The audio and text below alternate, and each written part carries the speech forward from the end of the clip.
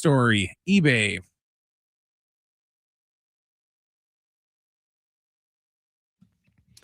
All right, San Diego, Southern California, what's going on? Hour one, John, TBD, Sammy Long, Brent Sperry, good show lined up. Sammy's going to hang out for a couple of hours, which I appreciate. Will Brinson, our NFL insider, will join us at 4:30. We'll get into the insanity of Wild Card Weekend, which will wrap up tonight with Steelers and Texans from the Steel City.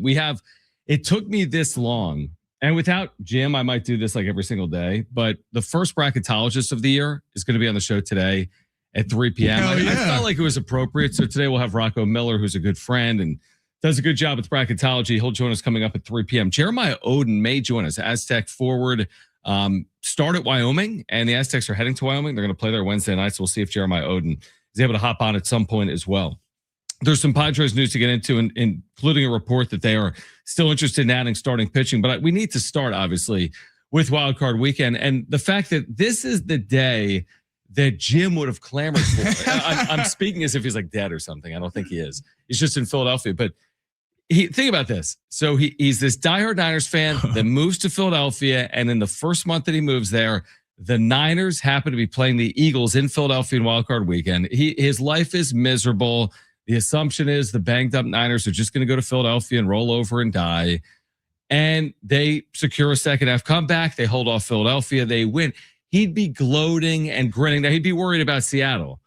But that was one of a series of, other than the Chargers game, of course, why would the Chargers why were the Chargers doing it? Outside of the Chargers game, from Brent's Bears to Jim's Niners to everything in between, that was a pretty ridiculous 4 or 5 game stretch over the weekend. Who knows? Maybe Jim's going to get divorced now because of the game.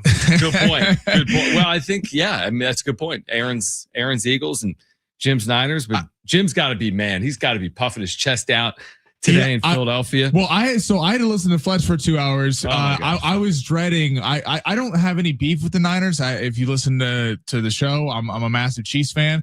I love playing the Niners. That's 2 Super Bowl victories there. But rightfully so. I think the Niners, that was impressive. I've given Brock Purdy a lot of crap over the years. I thought he never really elevated the team. I really thought he was a product of Kyle Shanahan and always having a top tier defense. But this year, not having Nick Bosa, not having Michael Williams, Fred Warner, Kittle going down in the second quarter. I mean, everything was pointing to a Eagles kind of slaughter. And the Eagles, for some reason, this entire season, it just feels like it's an all-star roster. You look around, you're like, it's a great Madden team. It's the overalls are through the roof, but it just wasn't working. And I thought Brock Purdy, despite the 2 interceptions, was very impressive in leading that final drive, leading to the McCaffrey touchdown, and Salah on that defense kind of bowing up at the end of that game. What is your reaction? I mean, obviously, I know you're not some big diehard Eagle fan, but like you're from Philly, you follow the team. Like, what's your reaction from the Philly perspective? I mean, just that here's my reaction in general to what played out this weekend, whether it was like Packers, Bears, Jags, Bills, Eagles, Niners, is that, the Eagles are the defending Super Bowl champs and they're playing at home, but the margins in the NFL are so thin that the difference is one catch or non-catch. Like Philadelphia had multiple plays to like A.J. Brown. That drop was huge. Crazy drops. And it's not just that game. It's like you're watching Bears-Packers. Packers build this large lead, have opportunities maybe to close out the Bears. The Bears come back and win the game. Bills-Jags. It's like the difference between winning and losing. It's like that. What's the movie I referenced the other week? Al Pacino, Brent? Any Given Sunday. Any Given Sunday. It's like, it's true in the NFL. Like I feel it more in the NFL than any other sport. I don't feel like in baseball, one pitch. I mean, sometimes it's like that. Or in the NBA, one play. Of course, sometimes it's like that. I just feel like in the NFL, the differences between winning or losing are so razor thin. And moving forward, it's like, who's to say the Niners can't win in Seattle? And I think this weekend it showed how important, maybe more than any sport, how important coaching is. Like let's look at that Eagle Niner game. Kyle Shanahan coached circles around Nick Sirianni. And with the less healthy roster, Kittle going down, he saves the trick play for Juwan Jennings on the bomb to McCaffrey at the end. And it feels like Nick Sirianni and Kevin Patullo, they're going for it at their 50-yard line. At that point in the game, the Niners hadn't done anything offensively, couldn't run the football. They're going for it on 4th and 2, giving them short fields. It just felt like a calamity of errors for the Philadelphia Eagles. Kyle Shanahan, look at that Bills-Jags game. I mean, Liam Cohen passes up the field goal earlier in the game. Could have went up 10-3. And then they end up missing the field goal at the end of the first half. All of a sudden, Josh Allen, of course, has the ability to go take the lead late. And I thought, Brent, I'd love to get your thoughts on the Bears. I mean, that was impressive. And Ben Johnson, his first year, kind of settling Caleb down the second half was unreal. I'll get to that. I got to talk about the Eagles real quick. The thing that I thought was funny about the Eagles all year, what was everyone bitching about the Eagles? Tush push. The guy all the tush push. They're not even going to bring that up at the end of this year because it was a non-factor. Great point. All year. Yep. You know, the Eagles' struggles had nothing to do with the tush push. Their offense struggled all year. And, you know, even going into the playoffs yesterday, it was just nothing. The tush push was like a non-factor in the game, and everyone thought it was going to be this big deal. And we're going to go into the offseason this year, and I bet nobody's going to put in a petition to ban it this year because it's just going to go away like the Wildcat. The Bills did benefit yesterday from it, but they know how to run it. Yeah, it's interesting because they mentioned during the broadcast, like Philadelphia had failed to convert like 6 of their prior 9 tries with that play. Now, here's the thing. So Saturday night, the Aztecs played Fresno State, and Brent was working both that and watching the Bears and the Packers on Amazon Prime. You talk about a tale of two halves. Mm-hmm. So I think when our broadcast started, or right around the start of the pregame or during the pregame, it was 21-3. It was halftime, yeah. It was halftime. It was all Packers. Even later in that game, it didn't look overly the golden optimistic. touchdown looked like it was, yeah. Yeah, it's like 21-6, and that's 21-9. I mean, there's so many avenues for the Packers to win that game, and they give the Bears. I mean, the fact that the Bears won that game, the fact that somehow Matt LaFleur is going to stick around apparently. I don't get that at all. Is fascinating. But for the Bears to win that game, and now they get the Rams at home, and now you start to believe. And I sense the emotions from Brent. He went from as angry as he's probably been as a Bears fan to maybe as optimistic or happy as he's been as a Bears fan. I wouldn't talk to Fletch at pregame. I heard he was mouthing off. No, not really. He prematurely put the dagger in there. Okay, right. And I called him out for that jokingly during postgame of the game.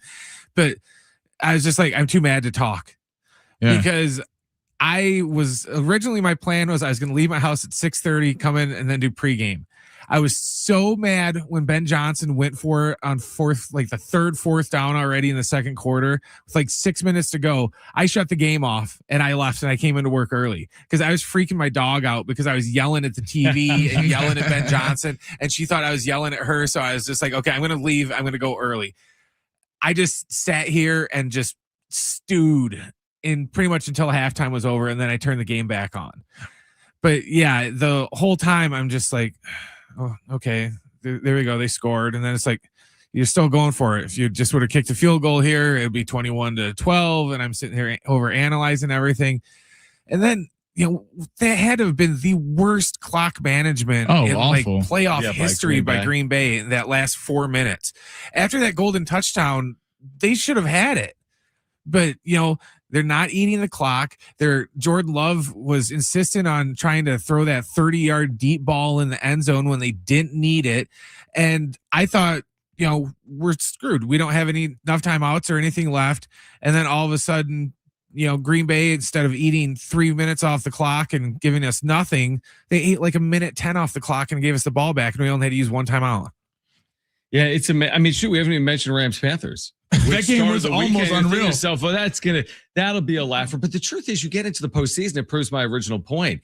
It's like once you're in the postseason, by and large, a team is going to give the other team a game. I mean, think of even to your point on, okay, the Chiefs went through the Niners to win multiple Super Bowls. Yet think about the scenarios in those games. Chiefs come back from 10 down in the fourth quarter in the first one against the Niners. Both down double digits in the second half. And the other is an overtime win, obviously. So it's like, now again, that's the Super Bowl. You'd like to think those are the two best teams. That should be decided late. But it's not just that. You could have an 8-9 Panthers team against maybe the NFC favorite or at least one of the best teams in the NFC in the Rams. And that thing was hanging in the balance until the final moment. Well, I think what's fun this year is like about Brent's Bears and Caleb Williams and even Drake May last night. Drake May didn't look great last night. One touchdown the whole game, right? The Chargers offensive line was dreadful. And I know people are killing Herbert today, but I put a lot of that on Jim Harbaugh. I thought the game plan, not getting the ball out of his hands, not running the ball was really awful from them. I think the fact that you don't have Mahomes, you don't have Lamar, you don't have Burrow, the only established great quarterback, well, and Hurts is gone now. So Hurts won a Super Bowl last year. Outside of Stafford and Josh Allen, you have so many unknowns. Like usually there's a couple new quarterbacks in every year, and your Caleb Williams, your Drake Mays, your Bo Nix, you'd be like, yeah, they're a year away. It's a great story that they're there, but because all these guys aren't here and all the veterans, the so-called perennial contenders and guys who have beaten up on these teams, your Caleb Williams, your CJ Stroud's got a massive opportunity tonight. Drake May, Bo Nix, all these opportunities are opening up for these guys, and it's cool. It's like really the sky's the limit for the Bears when other years that maybe might not have been the case. I mean, I think look at the NFC right now: Seattle, San Francisco, LA, Chicago. I don't think it's that hard to make a case for any of them. I could make the lightning in a bottle case with San Francisco, even with the injuries. A week away, they were playing to host. They were playing to be the 1 seed. Seattle and San Francisco are division rivals. There's no reason to believe Seattle should run away from them. It should be a game that hangs in the balance. Everyone loves the Rams and their offense. Okay, they're in Chicago. Everyone now loves the Bears based on what they just did. Yeah, exactly. That too. I'm just saying, couldn't you make a case? I mean, shoot, maybe we could do that in the AFC. I could easily make the Josh Allen case right now, going through Denver. They're now favorites. Right. It's just like you could make a case for 6, 7, 8 of these teams to be the last two standing in the Super Bowl, shoot, even potentially win the Super Bowl in 2026. I said last week when you asked me, I didn't really know what to say about the Bears in the playoffs. They got over, they got the monkey of Green Bay off their back, and they're feeling themselves now. They've, it's not like this is just one comeback. They've had enough now that, they have it in their head that they can win any game, even if they're down. And, in the playoffs, that's a dangerous mentality to have, when other teams are playing you, because now they have so much confidence in themselves. And right at the perfect time that you want them to just have the most confidence in the season. And, I saw today, they said on SportsCenter that the Rams haven't won in Chicago since 2003. Supposed to be cold as hell. And it's supposed to be cold and possibly snowing. Yeah, no doubt. Advantage Bears. Yeah. Advantage Bears.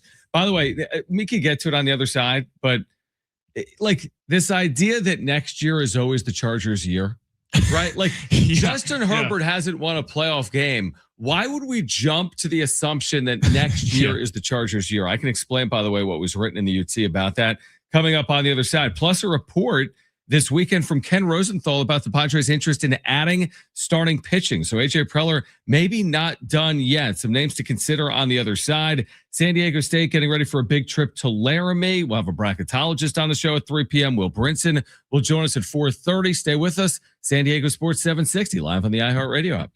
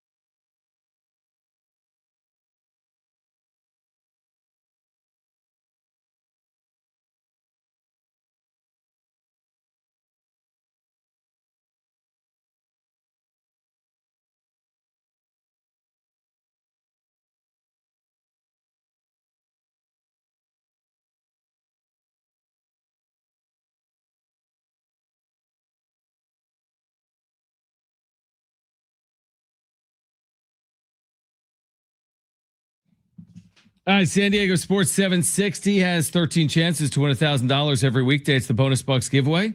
Every hour, 6 a.m. through 6 p.m. You can listen for the keyword and enter it at sportssd.com. Next chance to win $1,000 coming up at 3 p.m. John Schaefer, Sammy Long, Brent Sperry.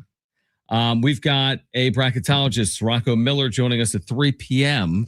San Diego State is still on the outside looking in, but there's still 2 months to go before Selection Sunday. So we'll talk to Rocco Miller. Coming up at 3 p.m., Will Brinson will join us at 4:30. We'll talk about the wackiness of Wild Card Weekend and preview tonight. Steelers and Texans. Before we move on to the Padres briefly, I wanted to mention what Nick Canepa wrote today in the UT. So, and I'm going to be flat out dead honest with you. I have never read the entirety of a Chargers report card in the UT. I mean, because why would I have? I mean, that would be like an amazing accomplishment. Like what the odds of me reading an entire Chargers report card in the UT are the same odds of me landing on the moon. Like I would never. Now I've clicked on it before, or I've seen like a blurb or someone has mentioned something. Right. For whatever reason, last night I saw this pop up on my timeline, like report card. I'm like, well, it should be an F. They lost. I mean, yeah, they're the 7 seed, but it's like, what are you going to say? You scored 3 points. Your quarterback was sacked 100 times. Like 6 times, 11 QB hurries. It was a disaster. So here's what he writes everything, game's a failure. But then next opportunity, this is the last paragraph in this thrilling article. Next opportunity, A. Okay, for the Chargers, their next opportunity. For next season? Is not this year. It's next year. He writes this. If the tackles come back whole, this could be a title contender. Seriously. The offense needs a rebuild, maybe a fall of the Roman Empire. Look at that pun. The receivers are too talented to never get open. Getting 11 wins out of this bunch was a seminal miracle. The defense was terrific and really doesn't need much. What's needed most? Luck. Wow. So they have an A opportunity. If their tackles come back, they're a title contender. But what they need the most is luck. Make it make sense. They're never a contender. What he's missing on that, and I will give the Chargers this: the offensive line was abysmal. When healthy, Alton Slater are maybe the best tackle duo in the NFL. So he's right in that regard. It doesn't change the fact that Bradley Bozeman has one of the worst grades at center for the entire league. Did you see the PFF ranking on Sunday Night Football? Yeah. It's awful. It's like 37th of 37 centers, 36th of 37. Right. It was ridiculous. The interior. And if you're a Charger fan, you're sitting there going, the secondary is unbelievable. But Jesse Minter, the defensive coordinator, is interviewing today with the Raiders. He's one of the hot head coaching names. And 2 of your best players on defense, Derwin James and Khalil Mack, are both getting up there in age. So, but they have money. Who cares? Right. It's at the end of the day, you're still the Chargers. People are bashing Herbert, and he deserves criticism for yesterday. Right. I put a lot on Harbaugh. If I'm like, Jim Harbaugh was hired by the Chargers to be the savior, because in defense of Justin Herbert, Brandon Staley thought he was reinventing the wheel, going for it every time. They've had terrible coaching before this, but in 2 playoff games, the last 2 years, Jim Harbaugh scored a combined 15 points against Houston and New England. And I don't care what you do. The offensive line's terrible. Where was the quick drags? Where was the running game? Like, you drafted Hampton the first round to avoid situations like this, yet you're having, Herbert drop back and go for it every time. You go for it after T.R. Tart gets the they get the interception. You don't just kick the field goal there, despite Drake May in his first playoff game struggling early. I thought Harbaugh deserves a lot more blame than he's getting for last night. I get the quarterback is the face of it and gets crushed, but Harbaugh to me is the real person in trouble last night. Okay, so to your point, let's just talk about this whole next opportunity. They could be a title contender with their tackles. Stop. Here are their last 4 playoff games. And by the way, their last 4 playoff games date back to 2018. Mm-hmm. So it's not like they've been getting into the postseason a ton. They lose to New England in the 2019 divisional round. The 2018 season, they get crushed, right? 41-28. Brady destroyed them in that game. Then the Herbert era begins. And they've been in the postseason now 3 of the last 4 years. Mm-hmm. Beginning with 2023, they jump to the 27-0 lead. They lose to Trevor Lawrence. Okay. So yeah, you lose to Trevor Lawrence in Jacksonville, the 27-point lead. Not a great look. Then there's last year. To your point, they had like 200 yards of total offense. They get crushed by Houston. In that game, Herbert had 4 interceptions. He had 3 the entire year leading into that game. Okay, so that's a 32-12 loss to the Houston Texans. And then there's last night. Now, I get it. It's New England. It's cold. It's a good team. Great team. They had a great year. But you got to show up. Every other team in the postseason to that point showed up. Right. Every game was hanging in the balance until the final 2 minutes. other than the To Chargers. your point, the Niners had a world of injuries. Like World of injuries. The injuries are like the whole injury excuse in the NFL. I feel like is pretty lame because I feel like the teams that emerge always overcome them. I mean, yeah, you don't want to lose Patrick Mahomes. Understandably, that's going to put you behind the 8 ball. But beyond that, like, guess what? Kansas City's had to overcome missing tackles before to win Super Bowls, have they not? Yeah. And in the 2 Super Bowls where the offensive line wasn't there, they got destroyed. Yeah, it was always a talking point that whole postseason, or a couple of those postseasons. In my thing is this: yes, is Harbaugh overall a good coach? Is Herbert a good quarterback? A good quarterback in terms of talent, yes. And the tackles being back certainly was a major factor. So I'm not going to sit here and be like it wasn't, because we watched the game last night. It was. But if that's a very optimistic look. If you're also looking, what do we say with the reason why Josh Allen, it's so crucial that he win a Super Bowl this year? Mahomes, Lamar, Burrow are not there. Sidelines. Right. Yeah. So sitting out. Does anyone expect that all 3 of them are missing the playoffs next year? Plus Josh Allen. Like it's yes. Has Harbaugh instilled a culture there? I agree. But it doesn't look like Denver's going anywhere. I'll even give Raider fans this. They're about to draft Mendoza. Who knows if they get a big-time head coach in there? That division's lethal. So just to expect New England too, which just happened last night. It's not like New England's all of a sudden going to go from 14-3 to 3-14. I thought the Jags acquitted themselves well. I don't think the Jags are going anywhere. Like, just to think that the Chargers next year are going to be Super Bowl favorites, I think is a way bridge too far after how they performed last night. Andre in our chat says the Chargers make the Padres look like a successful playoff team. I mean, listen, the unfortunate thing is there's some similarities in lack of overall team and postseason success. The one thing I would say about the Padres is that seemingly they've invested properly and they've been pointed in the right direction. The Chargers have not always been pointed in the right direction. No. I mean, you could kill the Chargers on a zillion different fronts. And the Padres have been a perennial playoff team that's constantly there. The Chargers, before the last couple of years, that hasn't really been the case. And the ownership point, where you did now, again, this is changing, and we want to know what the other side looks like because it matters. But you had Peter Seidler steering the ship for a number of years. You've had Dean Spanos. Like, you can't compare the Padres and the Chargers because of ownership. You can, unfortunately, compare their lack of postseason and overall team success. I'm surprised. I mean, if you would have told anyone that the Patriots got held to 16 points last night, you'd be like, oh, I would be like, Chargers won the game. I mean, not one touchdown drive, not one. Like, that article is very, Keenan Allen's getting up there in age. That's a very pro Charger written article. Yeah, we know they've never won a playoff game with Justin Herbert, but next year they're going to go through Patrick Mahomes and Josh Allen and Joe Burrow on the way to the first Super Bowl in franchise history. Let's hit on the Padres on the other side. There's a report in The Athletic that they're looking to add starting pitching. Who are some of the options for San Diego with spring training just about a month away? Rocco Miller, first bracketologist of the year, will join us coming up at 3 p.m. Stay with us on San Diego Sports 760. We're live on the iHeartRadio app.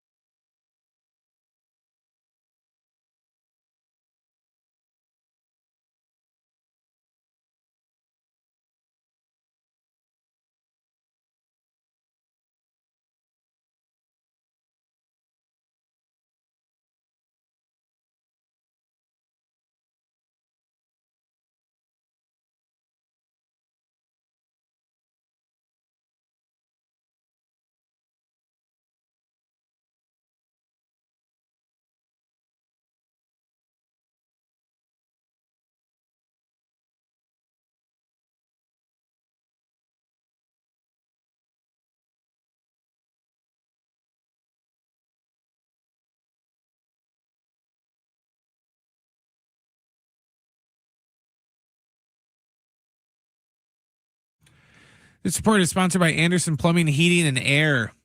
The final NFL wildcard game is tonight in Pittsburgh when the Steelers host the Texans. Kickoff at that is set around 5:15. The winner's going to go on to face New England in the divisional round. In other NFL news, the Atlanta Falcons interviewed Jon Harbaugh today. He is trying to determine who to meet with later this week and into next week before deciding where he will coach next season, according to Adam Schefter. And we have Lakers basketball tonight on San Diego Sports 760 when the team takes on the Kings. Pregame is set for 6:45 and the tip is at 7. Choosing the right home service company isn't about just fixing what's broken. It's about trusting who's in your home. That's why homeowners count on Anderson for friendly professional service that keeps everything running right. Visit AndersonPHA.com.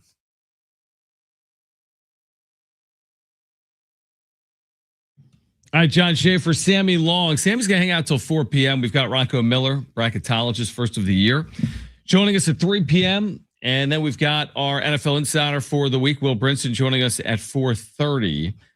So with you here until 6 p.m. tonight. So we started with the wild card weekend as we should have. There was also a report this weekend in The Athletic from Ken Rosenthal. He reports that the Padres would like to add another starting pitcher. He goes on to say, with that being said, it appears no deal is particularly imminent.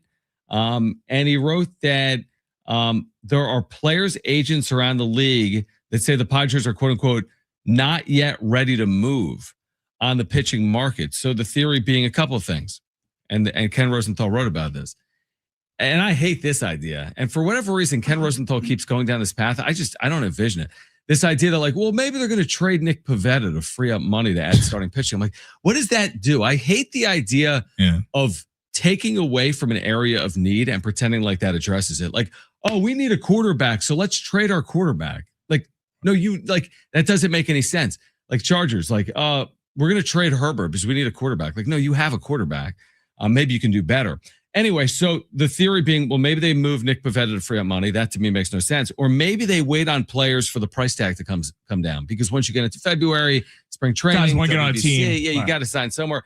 And this year there's guys like we talked about, Chris Bassett, who's out there with the Blue Jays, had a good year last year. Lucas Giolito, Zach Gallen. You're still looking at $15-20 million per year per player. So what do you think? Do you think that they increase payroll and write the $15 or $20 million That'd check? be great. Do they make a trade to address it, therefore not taking out as much salary or potentially parting way with salary?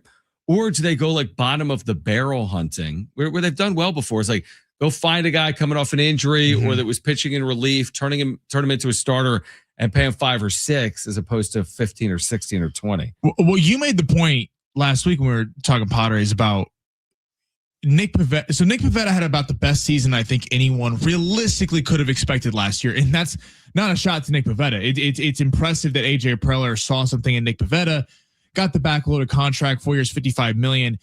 Ideally, is he has the exact same season he had last year. That's a best case scenario.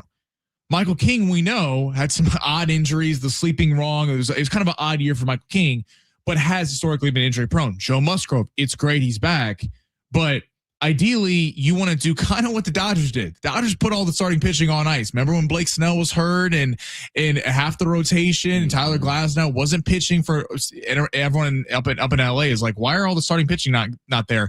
Then they go to the playoffs. Joe Musgrove, ideally, you want geared up for a playoff run, considering that he's coming off that injury. You don't want him at his age putting out such bulk innings. The chances of him getting through the season, being super successful in the playoffs is probably tight. So, to that end, it's like you need another reliable arm. Obviously, I think for all of us, everyone would wish that they go sign someone big, a Chris Bassett, a Zach Gallen. That would be awesome, because then you'd be sitting there going, wow, there's a real 4 starting pitching.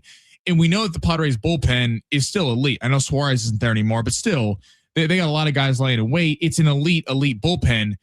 I remember listening to you and Jim on my way home, and you made the point. You're like, the bullpen's great and all for the playoffs, but the bullpen doesn't really matter if you can't get it to him with a lead. And such a problem last year was the starting pitching was so awful by the time to cease and some of these guys the second time through. I hope they go get a big ticket signing. They haven't really shown that they have that much interest in doing that. So if I'm making a prediction, they're probably going bottom of the barrel hunting, but I hope I'm wrong. Yeah, you bring up an interesting point because it's like I agree with you. So it's almost like I've watched the way the Dodgers have treated the last 2 regular seasons. They haven't had gaudy win totals. Either of the 2 World Series teams, not like they're going out there winning 115 games. They're winning 90-something games, but they're navigating the regular season in a unique way to modern baseball, where typically you grind through a season and you get through it. You deal with injuries. There are highs and lows, where the Dodgers almost with intent put players on the IL, knowing that it's more important to get maximum effort and innings out of them in September and October than it would be in June, July, August. Here's the issue from San Diego's perspective. How do you do that? Because they're more on the margins heading into the year, obviously, than the defending back-to-back World Series champions.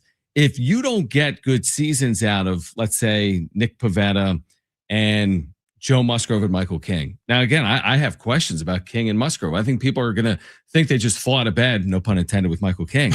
They're going to think that these guys just fall out of bed, make 30 starts, and throw 180 innings. It's not happening with King or Musgrove next year. To your point, you need them healthy and most effective late, but that's assuming you're getting into the postseason. So it's like, it's kind of a trickier putt for San Diego, because it's like, you want to make sure those guys are healthy and available and pitching at their best at the right time, but you got to make sure there is a right time. Right. It matters in October. Yeah, it matters, yeah. 100%. Like Randy Vasquez is a guy last year that got a lot of flack at times, because yes, there would be performances from Randy Vasquez. You're like what are we watching? Like that was a tough watch. We know he likes to put a lot of guys on base. He's heavy throws a lot of walks. But to give Randy Vasquez some credit, he ate a lot of games in the middle of that season when King was hurt and there were some big injuries down the stretch there. Cease really struggling. It just, AJ Preller, the fact that the Padres were even in the postseason last year goes back to him getting Gavin Sheets and Nick Pivetta. But it's like, it's hard to constantly be finding the bottom of the barrel guys. And that's what the great GMs do. But there also is a reason why they're available. And constantly with working with no money, it would be nice for the Padres to be able to just go sign a proven commodity, a Zach Gallen, a guy who has pitched in World Series for the Arizona Diamondbacks, and go, listen, did he have the best season last year? No. But if it doesn't work out, it's kind of more on Zach Gallen, because you know that the name of Zach Gallen is there and ready to perform, versus just constantly trying to sell some guys at the back end of the rotation that really haven't had the experience before. Yeah, I agree with you. And you know what it feels like to me? And it's not solely a monetary conversation, because everyone always has the conversation, Dodgers have all the money, the other teams don't. San Diego's tried, but they're not going to be able to keep up with LA in spending. Everyone recognizes that. But it almost feels like I almost feel for Preller, because it feels like at the end of every month, he's like, what do I have in the checking account? And I don't mean that just financially, but just like with his team, like he's always grinding and hustling to make ends meet. Mm-hmm. And then you make ends meet and you're like, well, we're driving nice cars. We live in a nice neighborhood and we have a nice home. Whereas like LA is afforded the luxury of not having to worry about make ends meet, which to their credit, I guess my point is 9 in 10 Americans are working paycheck to paycheck. We all sympathize with the idea of like, oh man, my car payment's $460 and I got $1,500 in the checking account and this is $500 and that's $500. Yes. What am I going to do to get by over the course of the next couple of weeks? And I kind of feel like that, not just solely financially with the Padres, but the way they need to win, like they're squeezing it out like of the orange. They got to keep going back to it to make sure they have enough. Like look at the Dodgers last year. They signed 5 guys. They signed Blake Snell, big contract, obviously was a major catalyst in them winning a World Series. Roki Sasaki, they convinced him to come on the limited deal. But the 3 other guys that they signed, Kirby Yates, Tanner Scott, Michael Conforto, none of them played in the postseason because they were awful. Now, as we know, a lot of teams would be hamstrung by that. The Dodgers are able to go sign Edwin Diaz. So they're playing on a different playing field in terms of spending in that regard. But it is hard when you're like, well, what can the Padres trade? Assuming you're not trading a big fish, resetting the whole team with a Tatis or Machado or someone like that. What's the name that constantly gets thrown out there? Jake Cronenworth. Now it's Nick Pivetta. It's like, it does feel like I'm with you. I feel for AJ Preller in the sense of, and this is all due respect to Jake Cronenworth, is Jake Cronenworth really the best trade piece that he has to offer to go get somebody? Because the management and the fact that they're selling the team has just, an ownership has really not shown. It's like they're tapped out, and they're top 10 in payroll. They paid their guys, but a lot of that, as we know, when we talked about ad nauseum, is the fact that the Machado and Bogarts contracts are very bloated.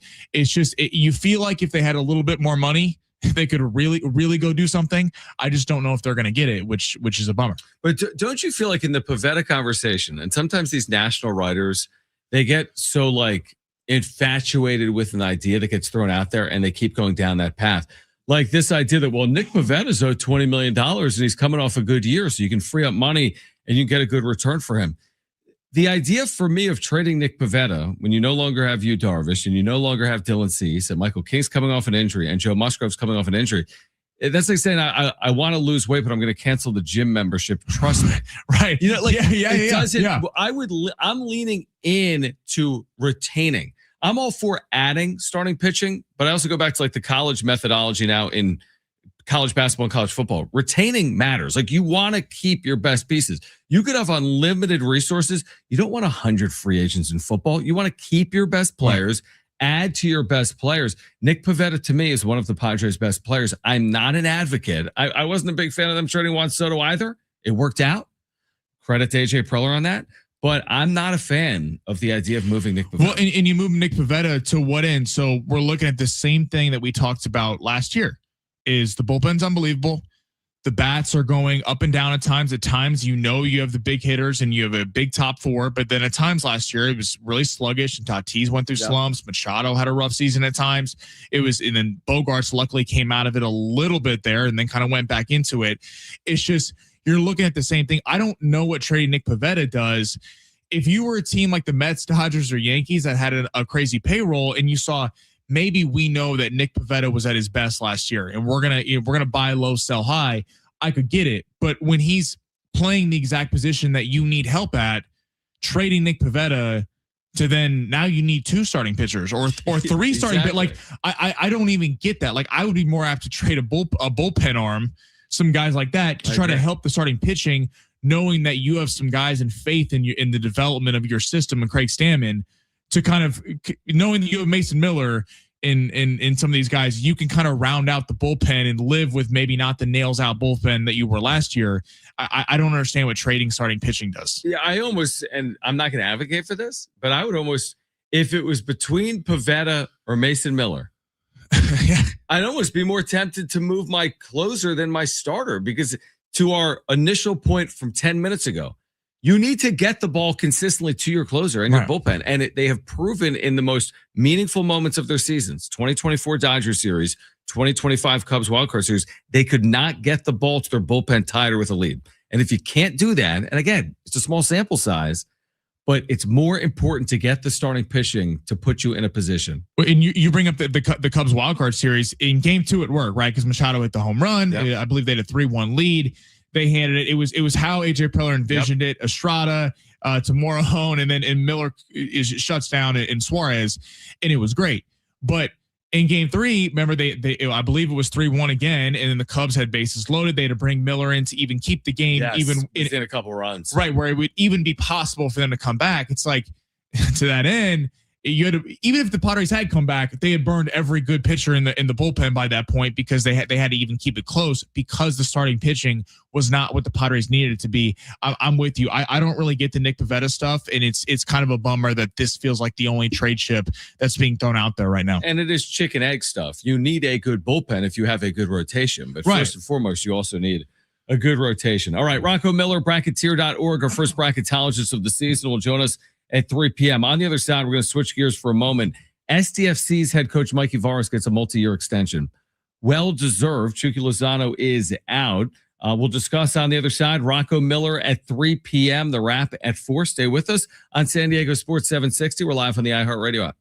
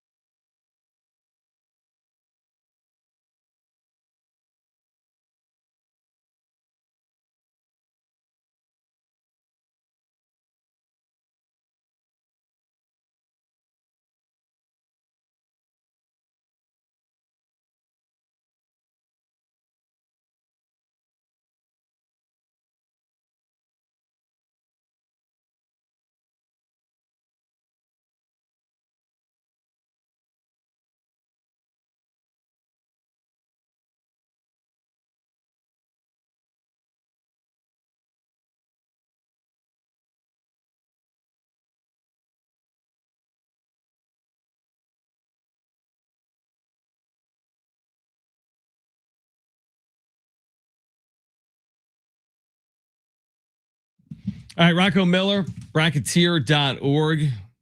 This is when Jim would normally be like, Jim would be lost. Right? He would love it because he could just like, I don't even know, do his homework. Is Jim in school? I don't even know what Jim does.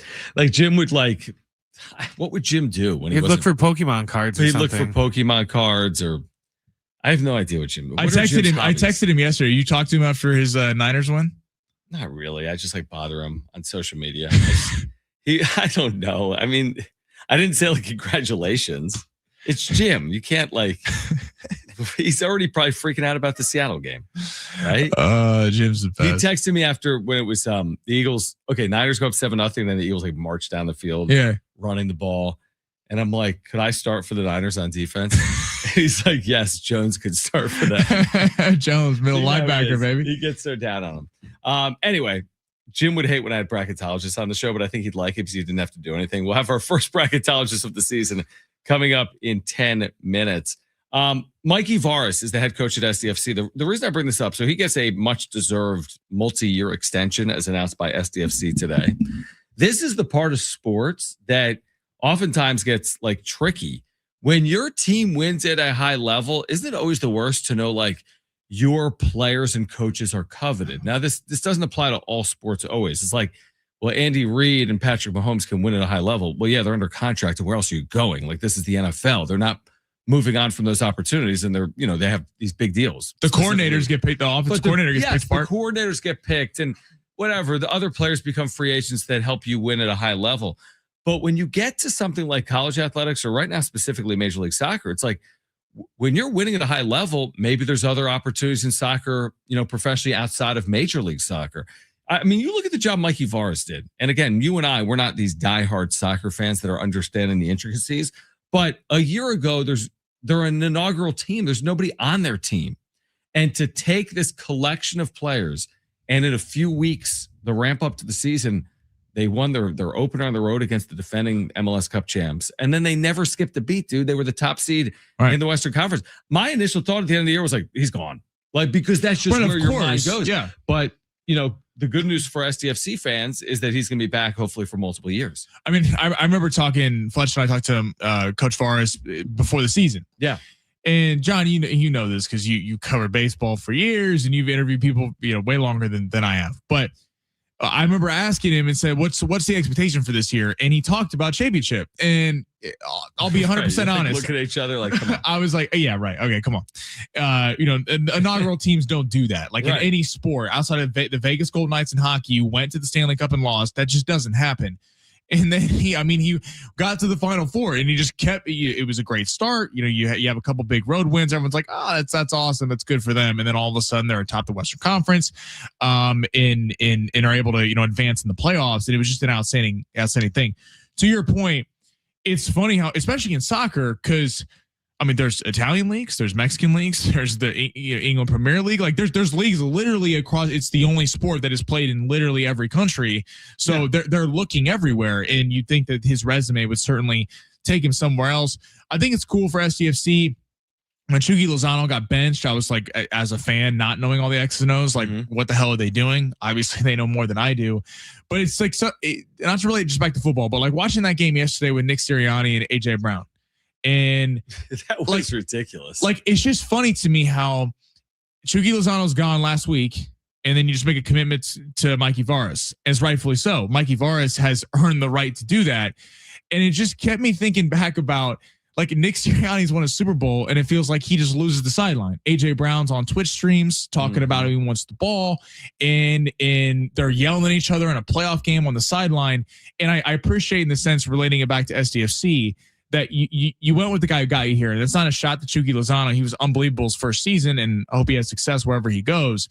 But it's cool that a guy that took your team to kind of the unfathomable in the first season was able to do that, and then you locked him up for the future. It just feels like a team, and he was the one that benched Chucky Lozano. They put faith in the coaching staff versus just the players. Did we say on Friday that sometimes there's examples of teams where the sum is better than the parts? Right. I feel, and to your point, I don't know anything about professional soccer, so it's hard for me to fully make I'm not this. sitting here. Yeah. My background in baseball specifically, like, I feel like I can make the statements and back them up. based on my knowledge of the sport. I can't necessarily do that with professional soccer, but it felt like to me, SDFC's hidden talent was its collective, its group. It wasn't an individual. Yeah, there were individuals that starred on this team. You had like an MVP candidate on the team, and Andres Dreyer. You had Chucky Lozano. I mean, you obviously had great players, but what doubling down on Mikey Vara says to me and letting Chucky Lozano go and part ways is, hey, we believe in our culture. We believe in our philosophical advantages, right? To dream. We believe in the way we did it. How could you not? How could you be an expansion franchise and put any player above the team? Right. Like that to me would be a bad precedent to set. And to your point, I didn't think about it like that. It's like if you are choosing, I'm not saying they were, but if you're choosing like my coach or my star player, I think you got to go with your culture. Like you got to go with the group that has allowed you to have that success. Any good team is always bigger than any one great player. Well, I mean, look at last year. So Chucky Lozano gets benched right before the playoffs, and in the playoffs, everyone's like, what? Like, and I remember Jim having the reaction like, San Diego, we don't need this. Like, we need a playoff win so bad. And I understood his reaction because that's kind of was everyone's reaction. Like, what are they doing? They end up winning. Milan Olaski, he was on an absolute tear during the summer, and then he leaves, and you're going, okay, this is the last thing they need, and yet they still keep having success. Exactly. The way I related it to AJ Brown and Nick Sirianni, it's like Mikey Vara set a standard. To your point, some of all the parts are in the whole collective. Not one player is above everyone. It just feels like Kyle Shanahan, Andy Reid, Mike Tomlin, players aren't popping off. And yet with Nick Sirianni, they feel like they can because the first guy on the hot seat is Nick Sirianni, despite him winning a Super Bowl the year before with AJ Brown. AJ Brown kind of chirping at him. I think it says something when you put your management and your coach over your team, especially as an expansion team. And I think it's the right move going forward. Real quick to put a bow on that, here's all you need to know about Mike Tomlin as a head coach. I don't care if they lose 77-0 today. You heard nothing out of Antonio Brown until the end. No, until after. Yeah. I mean, that's all you need to know about Mike Tomlin. Like, take everything else and put it to the side. All you need to know is that I'm taking Mike Tomlin over individual pieces. They traded George Pickens to Dallas because they didn't want to deal with the headache. Exactly. And now again, are they winning Super Bowls every year? No, but are they winning? Do they have a culture? Do they know what they're trying to do? Yeah, I think by and large they do. All right, we'll switch gears. San Diego State's 5-0 in the Mountain West. How close are they to being in the field of 68 as an at-large team? Are they on the bubble right now? How far on the outside looking in are they? Rocco Miller, Bracketeer.org. Terrific bracketologist. Our first of the year. He'll join us on the other side. Will Brinson, our NFL insider, will join us coming up at 4:30. We're here until 6 p.m. Don't go anywhere. San Diego Sports 760. We're live on the iHeartRadio app.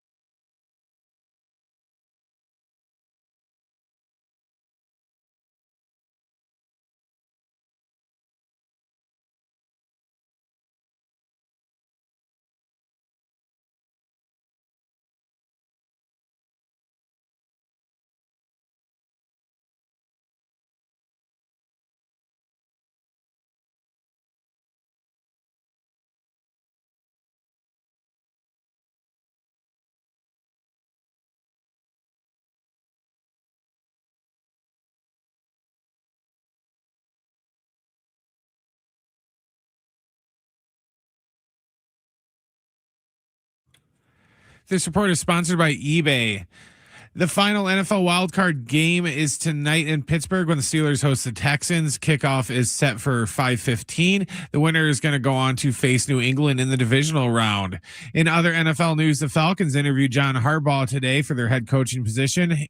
Harbaugh is trying to determine who to meet with later this week and into next week before deciding where he will coach next season, according to Adam Schefter.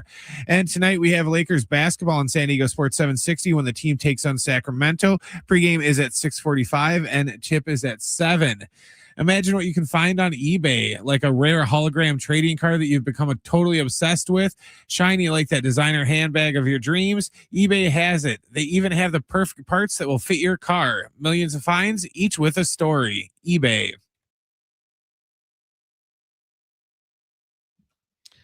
All right, San Diego, Southern California, hour 2 here with you until 6 p.m. Now, we're going to be talking some college hoops this hour. Just found out that Jeremiah Odin, San Diego State senior forward, is going to join us at 3:30 off the practice court. What's interesting about Odin is he spent, I need to look it up now, I think he spent 3 years at Wyoming. Aztecs play at Wyoming Wednesday night. He made the tournament with Wyoming. They were an at-large team.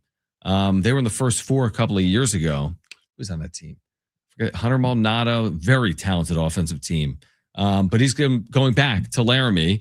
So we'll talk about the Aztecs, about going back to Laramie with Jeremiah Odin coming up at 3:30. John Schaefer, Sammy Long with you. Rocco Miller, Brackettology.org is going to join us coming up momentarily. We'll talk about bracketology because, Sammy, we're about 2 months out, which is a lot of time. We have time. Hey, bracketology is always fun. It's fun. It's fun kind of seeing it come into shape, and it is fun. It feels like the last couple of years there's been a lot of new teams toward the top of college basketball and kind of a lot of fluid situations. So it's fun. March 15th is Selection Sunday, so we're still about 2 months and 3 days away from Selection Sunday. So this is what I think of Rocco Miller as a bracketologist, and you can find him at bracketeer.org. I think so highly of him that he's the first bracketologist of the year on with us here on San Diego Sports 760. He's probably been with us at least 6 or 8 times the last couple of years. I remember having you, Rocco, I think either before or after San Diego State lost a Mountain West quarterfinal game last year to Boise State in Vegas, and you were one of the few that was confident still in the Aztecs at-large chances, and even with bids being stolen left and right, San Diego State was not the last team in the field. They were actually, I think, the second to last team in the field. So first of all, Rocco, Happy New Year, and thanks for hopping on in San Diego. Happy New Year. And glad I got that one right. I think there was plenty of reason to be confident going into that Selection Sunday with the Aztecs last year, beating Houston and Creighton so early in the year. Those wins were big time for the comparison with the rest of the bubble. But the way things shook out with a bunch of other teams, I actually would be a little more nervous if the same situation repeated itself this coming year, because teams like Texas and North Carolina did get in that, my work would have suggested didn't have much precedent for getting in. So things are changing with this committee that we have now. Well, there's no question about it. And I want to get just your 30,000 foot view right now of the Aztecs. And it's funny we mentioned last year, I didn't even mean to start there. I'm looking at last year, just Ken Pom and San Diego State. They lost that game to North Carolina by 30. So I know that impacted their overall, metrics. But they finished last year 51st at Ken Pom. I look at it right now, they're 52nd. And I know college basketball and bracketology specifically is not as simple as something like net or Ken Pom. There's other factors that go into it. How do you look at the Aztecs overall? 11-4.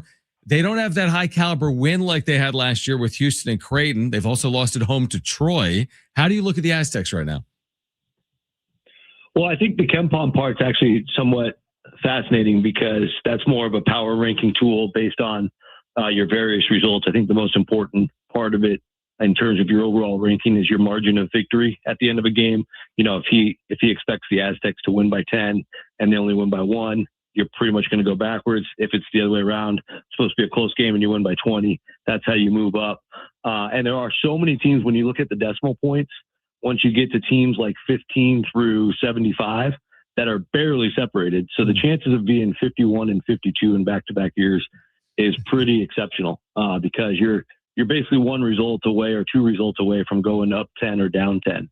But I'll digress on that. The overall outlook for the Aztecs right now, is we're looking at a situation, obviously, where they have not beaten a team that's in the projected field. The best win for the Aztecs is at Nevada, which is a good quad one win within the conference. So it's not nothing, of course. It's an important win. And outside of the loss to Troy, which was an extreme game, and it still sits in quad three because Troy's played pretty well for most of the year, famously, almost beating USC right after that game. There are some good wins in there mixed in quad three with the Boise State win, unfortunately falling there now. That obviously can improve. The win over Oregon is expected to improve if Oregon can get healthy. Sadly for the Aztecs, they're still 102nd in the net. That's a pretty much unprecedented number for the Oregon program. So you'd expect that to improve over time. Even Idaho State and Utah Valley have had really strong seasons for their level, and those wins all sit in quad three. But overall, what the committee wants to see if you are in a bubble situation at the end of the season is how many teams did you play that are in the projected field, and how did you do against them? And right now, the answer to that is there's two clear teams that are obviously at the very top of college basketball that the Aztecs played with, Arizona and Michigan. And then Baylor is pretty much right there close to them in the bubble picture now, and a loss there. So it would be impossible from an at-large standpoint to put the Aztecs into the field right now, just based on some of those parameters. And then the other things that the committee's talked to me a lot about over the summer is the new wins above bubble that was introduced last year to the team sheet. The NCAA has their own version of how they do that. I think it's a little bit unfortunate, and I won't go in the weeds on that because we've gotten comfortable with the Bart Torvik model of that metric. It's a little different with the NCAA because it's all based on just your net. And right now, San Diego State's net is 65. Their wins above bubble marker is 55. And basically what that metric's telling us is if you played an average bubble team each night, basically you'll earn something for winning. It'll be not very much if it's a bad team. It's going to be a lot if it's a good team, and it goes the other way if you lose, right? So you want to be in the top 45 of that number. Right now, Aztecs are about 10 spots away at 55. So right now, just probably a little bit on the outside for at large, but in my forecast, the Aztecs are the projected Mountain West champions. Therefore, they will still be in the bracket. Okay, so looking at the Mountain West as a whole, Utah State obviously ranked 23 right now, the only undefeated team alongside San Diego State in conference play. Do you think the Mountain West is good enough for the Aztecs to earn an at-large bid, or are they going to have to win the conference? I think it is, because you look at it, Utah State right now is solidly in the field. Obviously that can change in a week, because if you have a bad week in the Mountain West, it's typically not good. You lose to a team like a Wyoming or even a UNLV, who are very capable of beating you. It's going to crush your numbers. So that could even happen to a team like a Utah State or New Mexico. But as of right now, Utah State is probably right around the 7 seed projected, give or take.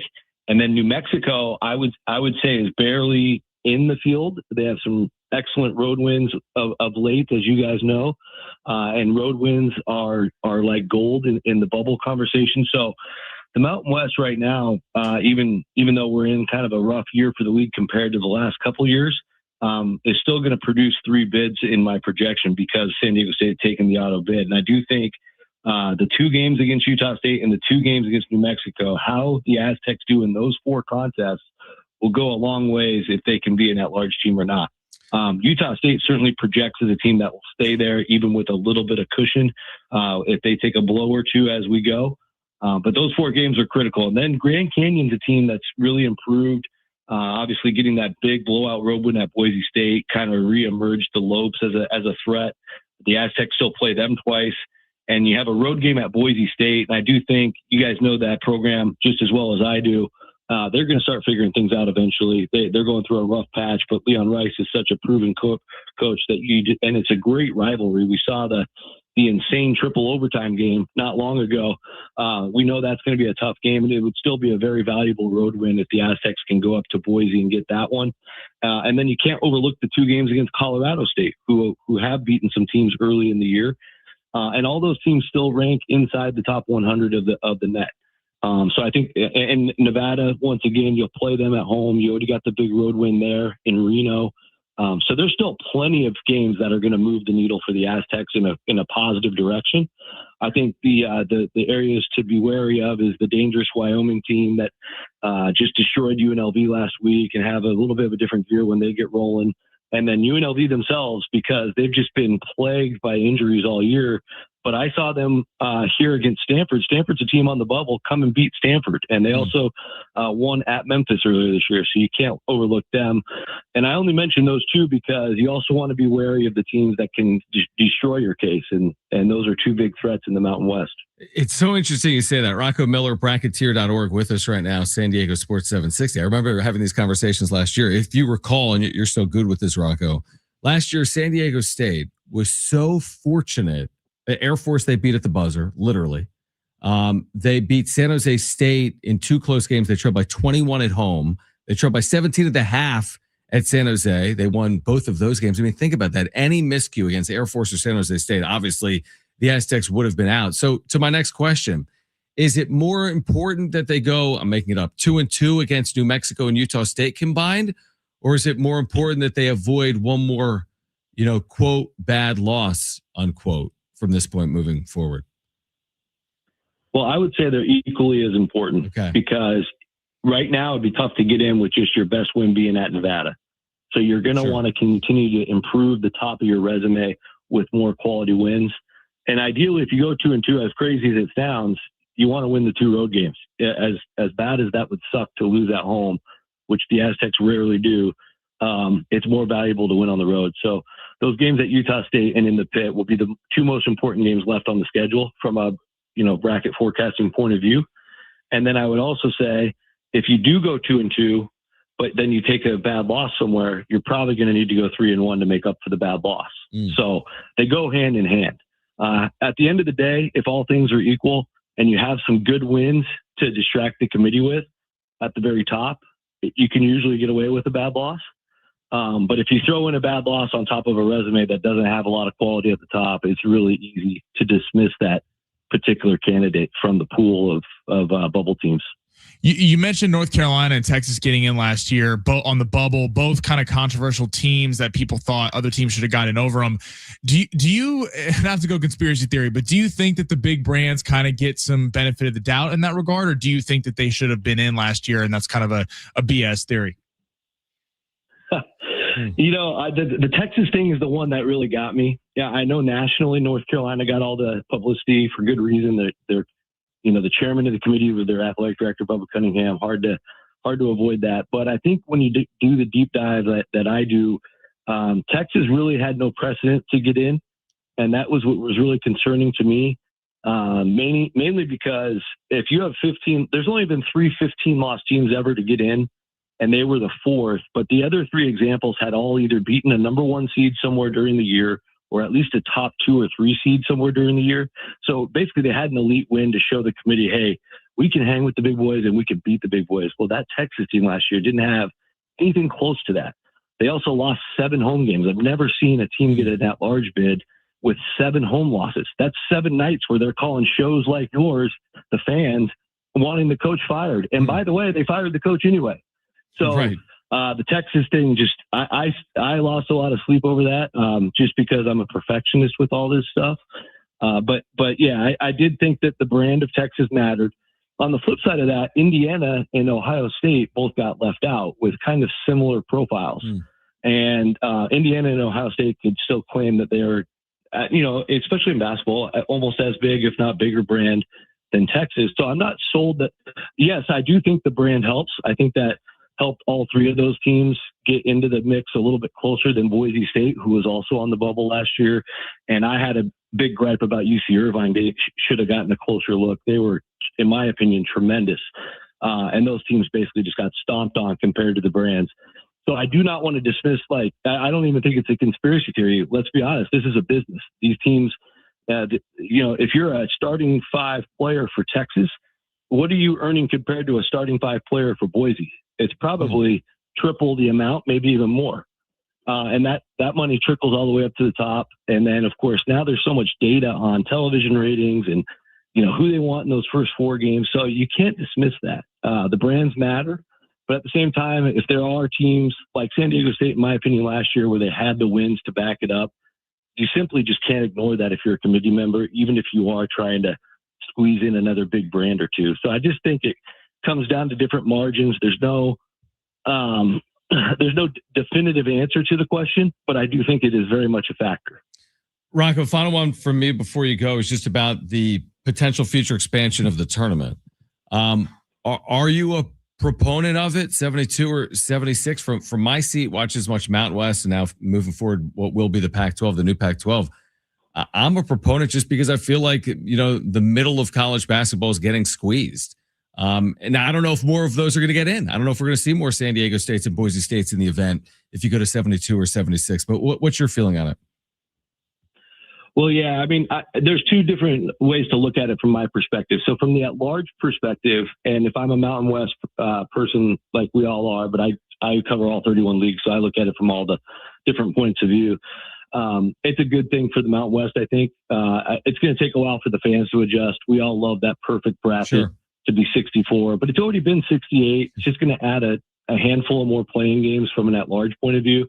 And I really don't think it's that bad of a thing from that standpoint, because you do have the opportunity to get another Mountain West team in. I really do think that's a league that can benefit, at least if we're looking at the new Pac-12. So I do think the new Pac-12 has a better chance than the future Mountain West, but you get where I'm going with that. I think the Atlantic 10 is another league that can benefit. They're spending a lot of money and only getting one team a year.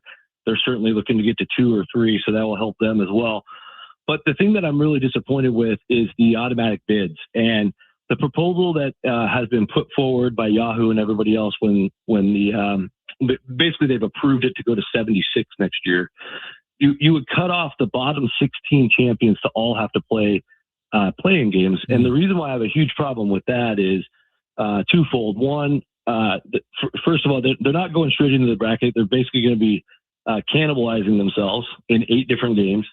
Second of all, these are pretty good teams. If you look at last year's example, Robert Morris, who took Alabama all the way to the wire, it's probably one of the most fascinating first-round games we saw, the closest we had to a major upset, 15 versus 2. Robert Morris would have had to play a play-in game just to get to Alabama. In last year's example, and in all previous history, you would have a week to prepare for Alabama and have a real shot to percentage-wise to upset the Crimson Tide. Same thing with UNC Wilmington playing against Texas Tech. That game came down to the last couple minutes. Texas Tech was an Elite 8 team later in the tournament, but Wilmington could have ended it that night. Well, in this new example, that Wilmington team would have had to play a play-in game. So that's an extra travel spot in the middle of the week. It's an extra game prep. You got to win that game to get out of it. It's not to say that the upsets will be impossible in the future. It just means the pool of teams that could actually pull off an upset are going to be cut in half. And by the way, they're going to also have to do it on half the amount of time to prepare. So it's a total cannibalization to both mid and low major basketball. And from that standpoint, I just can't stomach it. Great insight. Amazing insight. Rocco, appreciate you doing it. Would love to have you on as we get closer if San Diego State remains in the conversation, but appreciate you doing it. And for our listeners, check out bracketeer.org. And Rocco, appreciate it and Happy New Year again. Happy New Year. Anytime, fellas. We'll talk soon. Great stuff from Rocco Miller. All right, Jeremiah Odin, San Diego State forward, will join us. He played at Wyoming. Aztecs will be at Wyoming Wednesday night. We have Aztec tickets to give away for New Mexico. That's Saturday, showdown, 5 p.m. We'll do that after a conversation with Jeremiah Odin. Coming up next, a new stadium in San Diego. Pipe dream or reality? Next.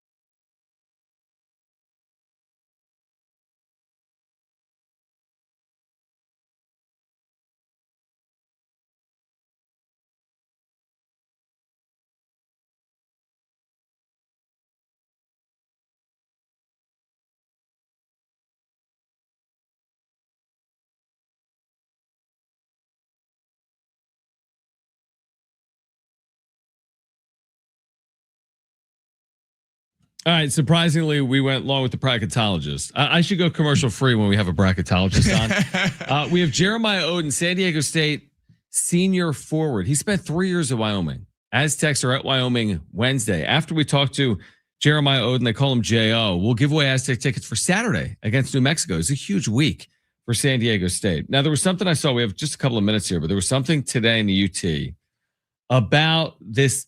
There's this land in Chula near that brand new convention center that's been opened up, a Marriott property or a Gaylord property.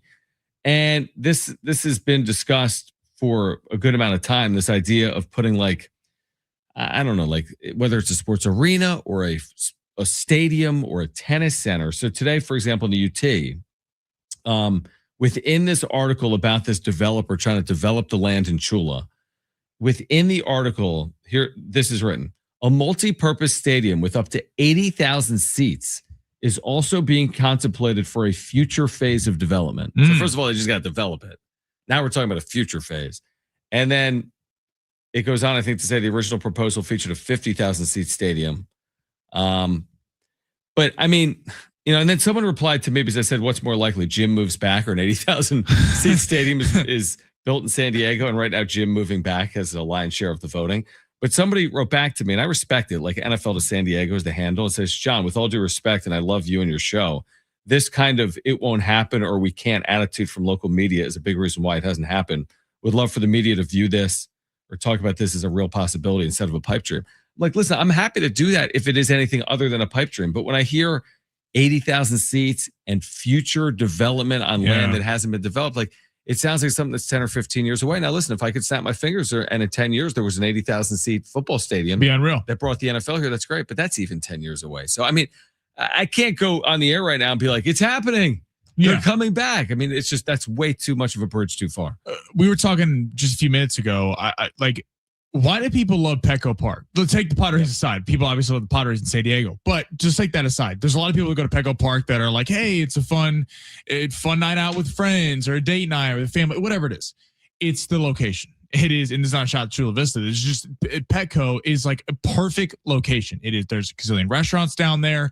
You go to the game. If you're going out after, there's a gazillion bars in the Gaslamp. Like it is what LA Live has done in Los Angeles. Now, LA Live is a little bit can be a little sketchy the farther you go. There's not a ton of stuff in downtown LA, but they've expanded out.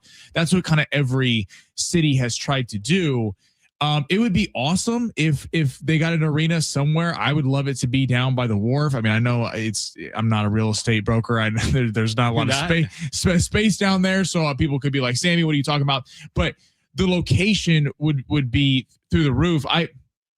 Like you talk about tennis gardens, like it would be cool if San Diego in the meantime, only having the MLS and MLB and obviously the Aztecs leaned into like tennis, boxing, UFC. Like there's such a like a fight fan base in SoCal. There's people love tennis. Like if you lean into some of those solo sports, like Snapdragon can certainly host that. I feel like because it is a sports city, there's so many opportunities for events to come here, which if there's a massive fight on and everyone's tuning in for the UFC or a big boxing event and they see San Diego sold out, it creates incentive to build a stadium like that for them in we all know San Diego cares about sports, but it's on a national scale. It kind of shows out. I do like that. We've got the NASCAR street race coming to Coronado. That's great. That's awesome. Father's Day. We've got obviously Torrey and the Farmers Insurance Open. That's fantastic. Later this January. All right, we can get back to it. But Jeremiah Odin, Aztec senior forward, joins us on the other side. We'll give away Aztec tickets for Saturday as well. Stay with us on San Diego Sports 760.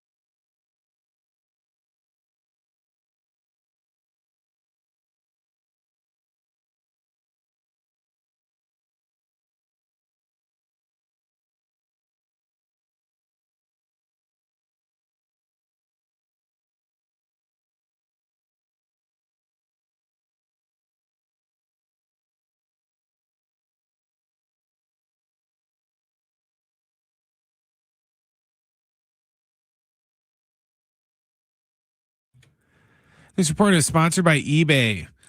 The final NFL wildcard game is tonight when Pittsburgh takes on the Texans. The winner of that game goes on to face New England in the divisional round. In other NFL news, the Falcons interviewed Jon Harbaugh today for their head coaching position. He is trying to determine who to meet with later this week and into next week before deciding where he will coach next season, according to Adam Schefter. And we have Lakers basketball tonight on San Diego Sports 760 when the team takes on Sacramento. Pregame is at 6:45 and the tip is at 7. Imagine what you can find on eBay, like a rare hologram trading card that you've become totally obsessed with, shiny like that designer handbag of your dreams. eBay has it. They even have the perfect parts that will fit your car. Find millions of finds, each with a story. eBay.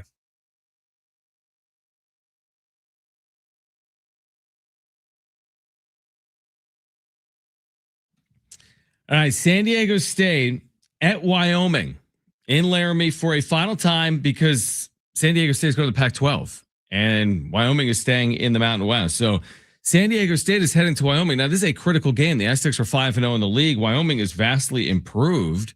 And Jeremiah Odin has a unique perspective on it because he's an Aztec senior forward. He spent 3 years at Wyoming, went to the NCAA tournament there, then left, and now is back in the Mountain West and heading back to Laramie this week for this Aztecs game coming up. So Jeremiah Odin back with us here on San Diego Sports 760. And first of all, we appreciate you taking time for us, Jeremiah. Thanks for doing it today.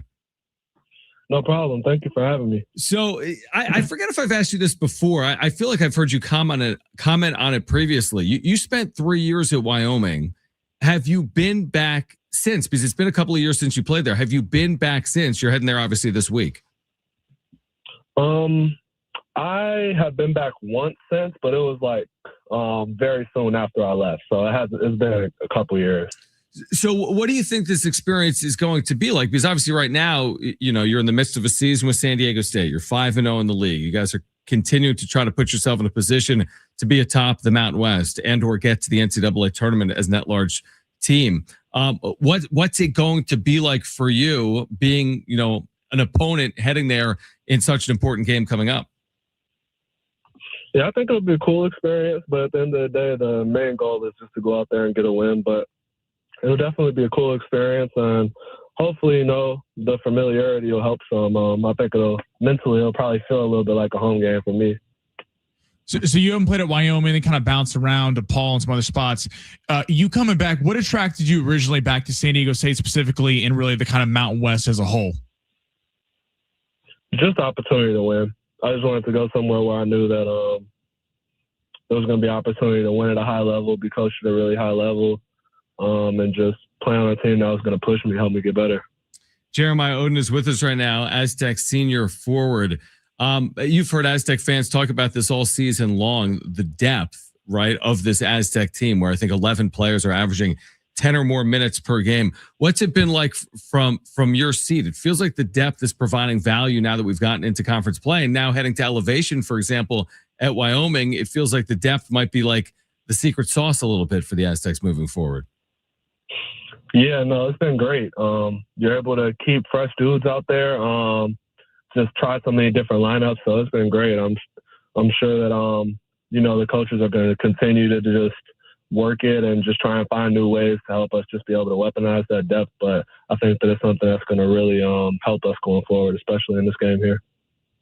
When you get to Mountain West Conference play, you guys are obviously 5-0. Like, what's the difference? Is it harder playing these teams because you play them all the time, or is it kind of harder when you're in the Players Era tournament and you're playing teams that you're just not really familiar with? I'd say it's probably harder to play non-conference games, honestly, because when you get in the conference, people, especially the second time around, and as hard as it is, people, you start to know each other's plays and stuff after a while. But I think it's a little bit easier to play when you're so familiar with the opponent. So Jeremiah Odin is with us right now. He spent 3 years at Wyoming. Aztecs are playing at Wyoming on Wednesday night. Final time for San Diego State because the Aztecs are heading for the new Pac-12 and Wyoming is staying in the Mountain West. What will you tell your teammates? I mean, you remembered as a whole, it's one of the great home court advantages, right? Because they plaster everywhere.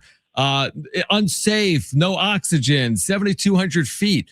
What do you tell your teammates to make sure that they're locked in to avoid all the distractions that present themselves, once you get into the arena auditorium? Yeah, I mean, it's just a mental game, you know. Like the altitude's a real thing, but at the end of the day, like there's some teams that come in there and they let it get to them mentally, and there's some teams that just don't care, and it seems like it doesn't affect them. So I think as long as we come out first 4 minutes, show them that we're one of those teams that doesn't care, we're just here to get a win, I don't think it'll really matter. How do you feel like you guys have improved over the course of the season, especially the 5-0 in Mountain West Conference play? What's the number one thing you'd point to from the start of the season to now? I think it's just about catching our rhythm. You know, we saw a lot of our first times playing together as much as we had returners. So we still had a lot of new dudes. So I think that we just have to catch our rhythm. And I think that we're starting to, but I still don't think that we're playing our best basketball, which, you know, you don't want to peak too early. So I think that we're at a good, steady pace right now. We're getting better. And each game is just an opportunity to just continue to do that. It's interesting you say that. Jeremiah Odin is with us right now. When you think about the next step as a team, it's funny how basketball works, and there's such high expectations at San Diego State. I'm sure you feel it. I mean, this fan base is accustomed to watching this team win at such a high level. It's like you win by 20, and people are like, you should have won by 30, or you win by 10. How could you not win by 20? When you look at it internally as a team, what do you think the next step is? Like, where are the areas this team can continue to improve in? Just playing 40 minutes and not having any concentration lapses throughout the game, and just continuing to just everybody just perfect their roles, just everybody just being able to be a star in their role, and just knowing that it could be anybody's night on any given night, and just continuing to find our rhythm individually and as a team within that. When you look at Wyoming, what's the number one thing that they do well that you guys are looking out for on the scouting report? They're a pretty good offensive team. They've got some guys that can really score it. They run, and they play a lot of guys too. So we're just ready for a war, we just know it's going to be a dogfight. We know that they're going to really want to win. They're well coached, and so we're going to have to come out with our hard hats on and be ready to play. What do you remember most about, was it 21-22, Jeremiah, when you went to the NCAA tournament? Yeah. 22. What are your core memories of that team? I'm trying to remember. That was such a good team. You guys earned an at-large berth in the NCAA tournament that year. Like, when you look back at that 3 or 4 years later, what are the memories that come to your mind? Definitely beating CSU at home, beating Boise at home, and then just playing in the NCAA tournament itself. But that was just a fun experience. I think what made that so fun was just how close we were as a team, and just, having a lot of my best friends on that team. I think that's just what made that special. What's it been like for you this year playing? You had played San Diego State. You had played at Viejas Arena. What's it been like to be on the home team at SDSU? It's been good. And I think one thing that I've just noticed is kind of being on the other side of getting everybody's best game, and just how much mentally sharper you have to be for that, because you're not going to sneak up on anybody with San Diego State on the front of your jersey. So I think that that's been the biggest thing that I've noticed playing on this side of it. Well, we're looking forward to, again, coming up on Wednesday night. This is a 5 p.m. Pacific start. We will have pregame coverage beginning at 4. It's 6 Mountain, 5 Pacific, San Diego State and Wyoming. Now, I did promise this earlier. We have a pair of tickets to give away to the next home game. That's New Mexico on Saturday. I'm going to have you, Jeremiah, throw out a number between 1 and 15 for our listeners. And whatever number you pick out, that caller is going to be the winner of 2 free tickets for Saturday's game at Viejas Arena. So pick out a number anywhere between, let's say 1 and 15. We're going to go with 5. Going to go with 5. What number do you say? I'm so bad with numbers. What number do you wear? 25. You wear 25. I am terrible. Like, I'm a diehard lifelong sports fan. I couldn't tell you like Hall of Famers number. I know Kobe's number, but he had 2. But okay, you're going to go with number 5. Is it because you wear the number 25 that you're going with 5? No, I just like that number. Good stuff. We appreciate you taking a few minutes for us. We will see you in Laramie on Wednesday night, and thanks for hopping on. All right. No problem. Thank you for having me. All right, great stuff from Jeremiah Odin. 877-767-4760. Caller 5. You've got 2 free tickets to the Aztecs take on New Mexico Saturday at Viejas Arena. One of the great rivalries in this league. Lobos Aztecs coming up Saturday at 5 p.m. Just a huge week Sammy, for San Diego State, Wyoming on the road, a complete toss-up, coin flip, dogfight, whatever cliche you want to use game. If you get through Wyoming, you're 6-0 in the league. You're coming home for New Mexico, a team with really good metrics. Now all of a sudden you like have the snowball building and building.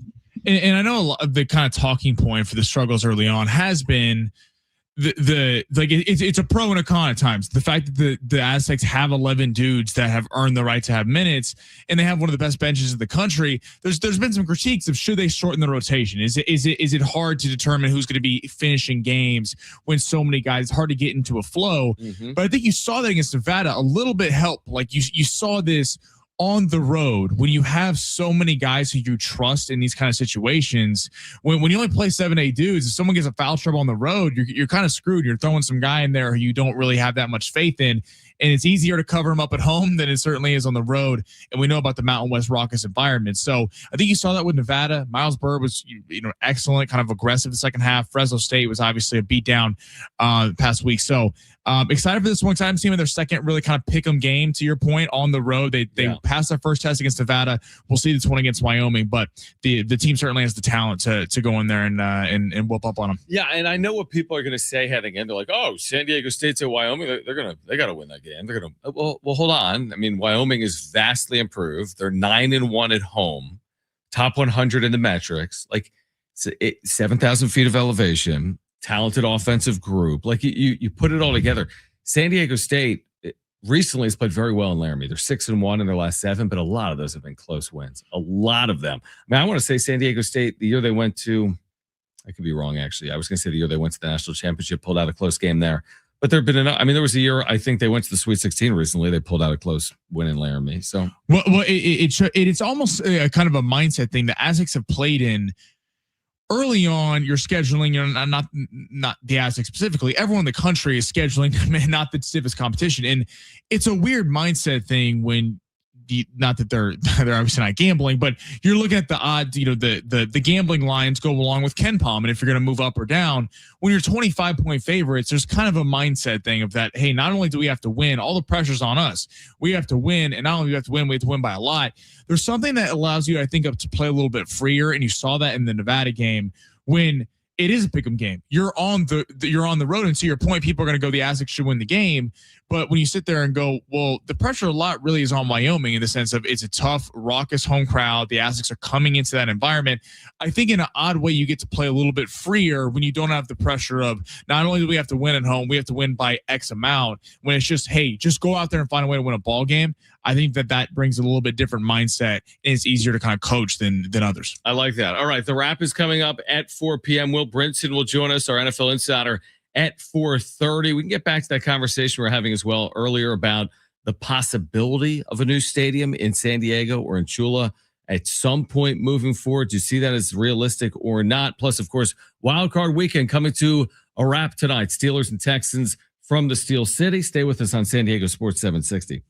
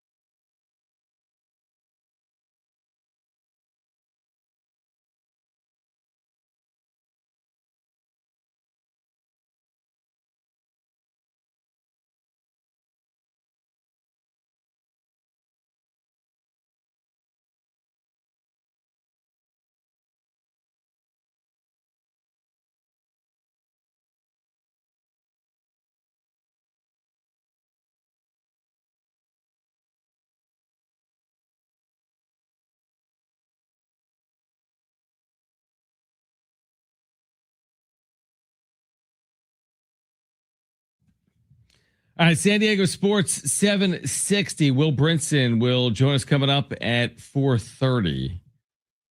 Now, I do feel like I said, what number do you wear, Jeremiah Odin? And I feel like an idiot asking that. No, but what you it's said, like, yeah, it's like certain people look at, okay, the way, like, and I call games, like, how can you call games without knowing numbers?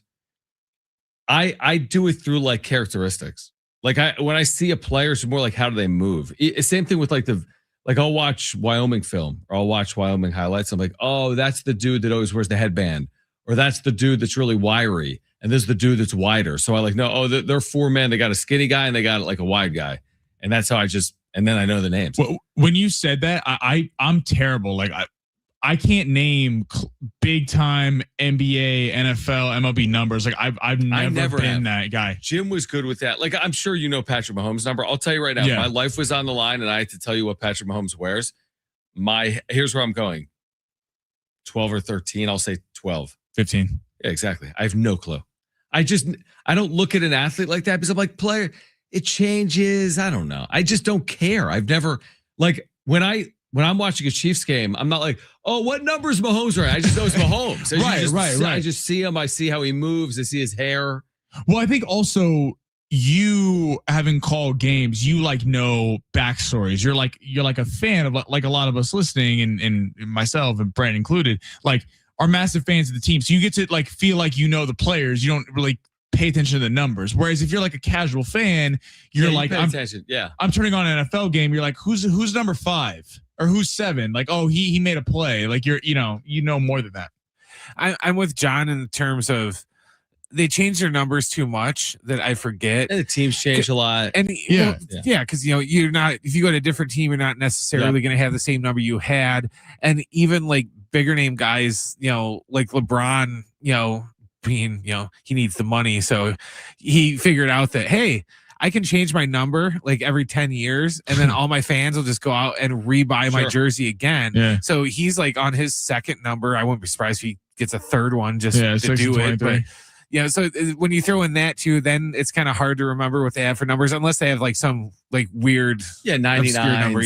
It's funny because when I was younger and I started calling games, when I was like right out of college, and I'm like, I'm going to call, I don't even know what I was calling, random college basketball or random high school football or low level, I don't know, different division football, whatever. I'm like, how am I going to do this? Like all this prep, like I have to memorize all these numbers. And like, I learned very early on, like within weeks of calling games, if not maybe months, I'm like, I'm not memorizing anything. Some people do.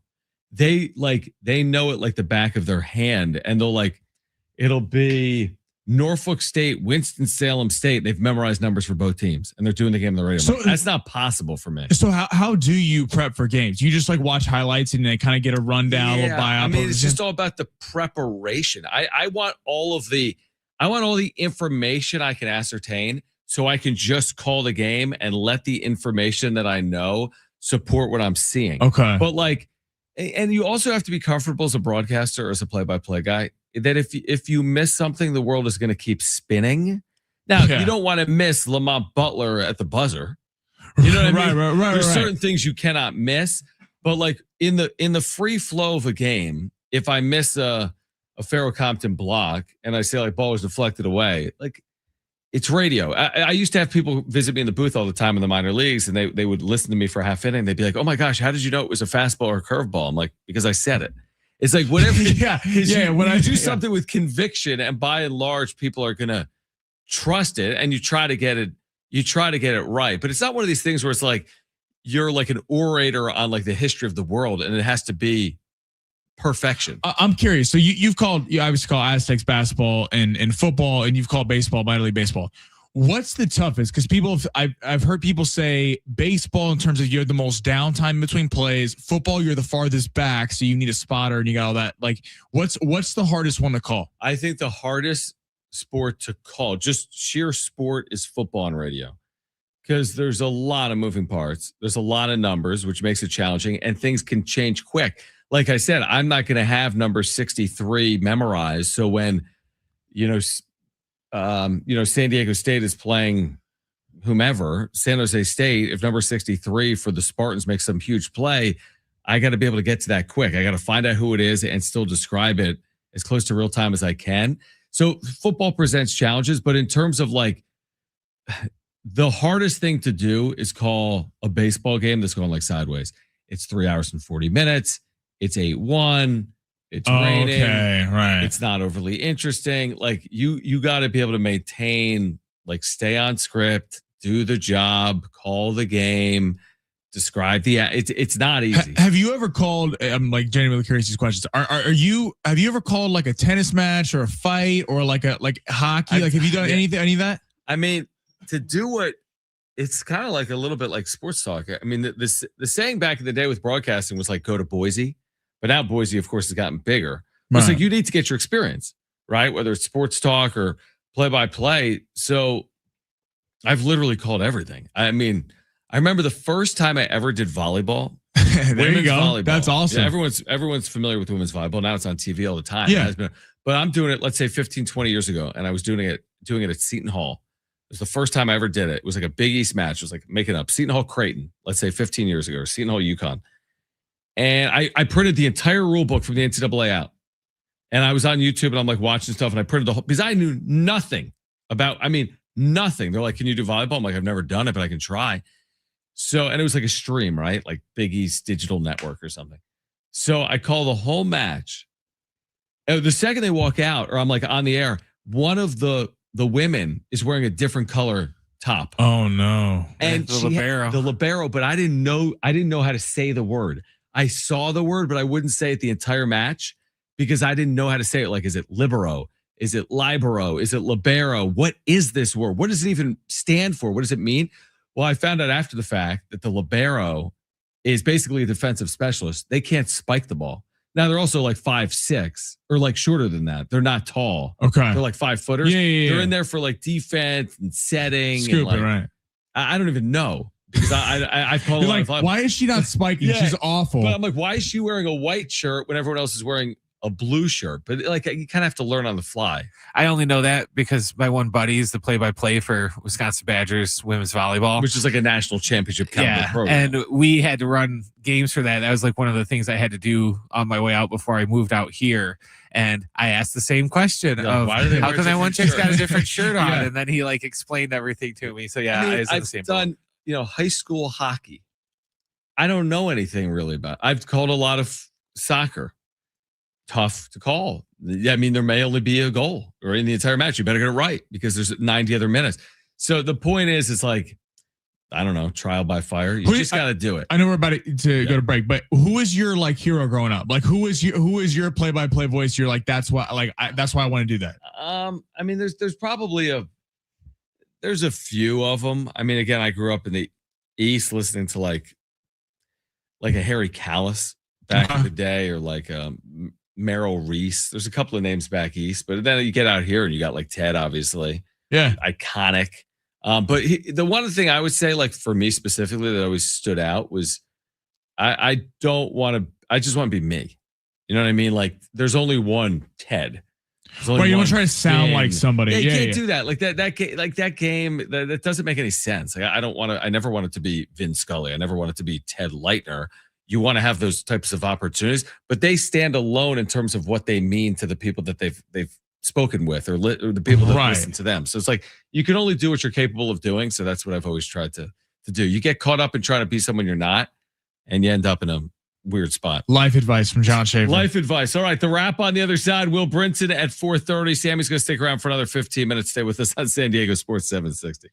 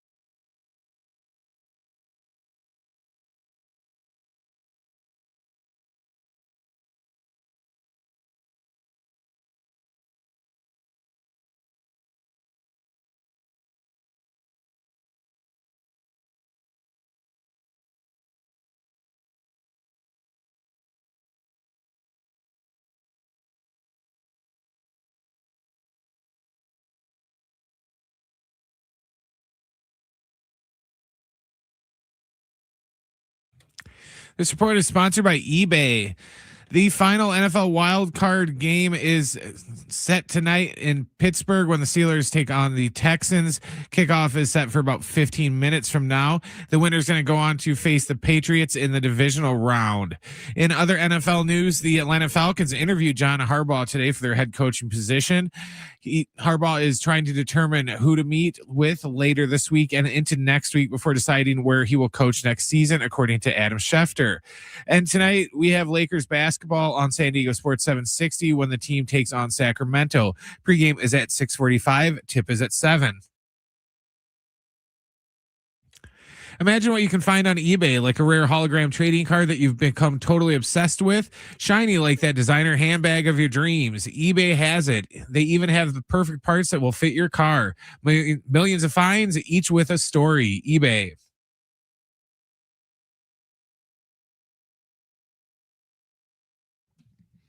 All right, John Schaefer, Sammy Long, Brent Sperry with you until 6. Sammy's going to duck out in about 10 minutes. We've got Will Brinson joining us at 4:30. I don't even know where you start with Will.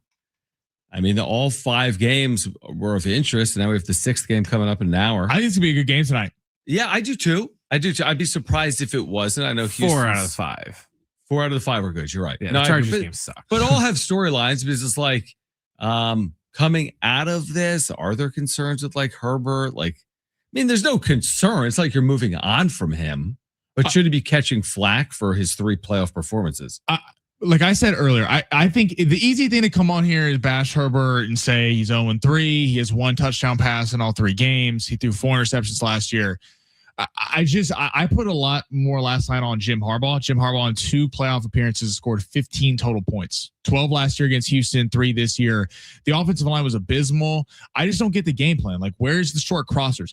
That's why Keenan Allen is on the team. Like, that should have been a Keenan Allen game. Is possession receiver, quick hitters, Amarian Hampton out of the backfield. I thought the game plan was bad, and Drake May didn't even play all that well, but they put 16 points and Chargers had 3. It is kind of crazy. I will just say this, and we'll get to the wrap in a second.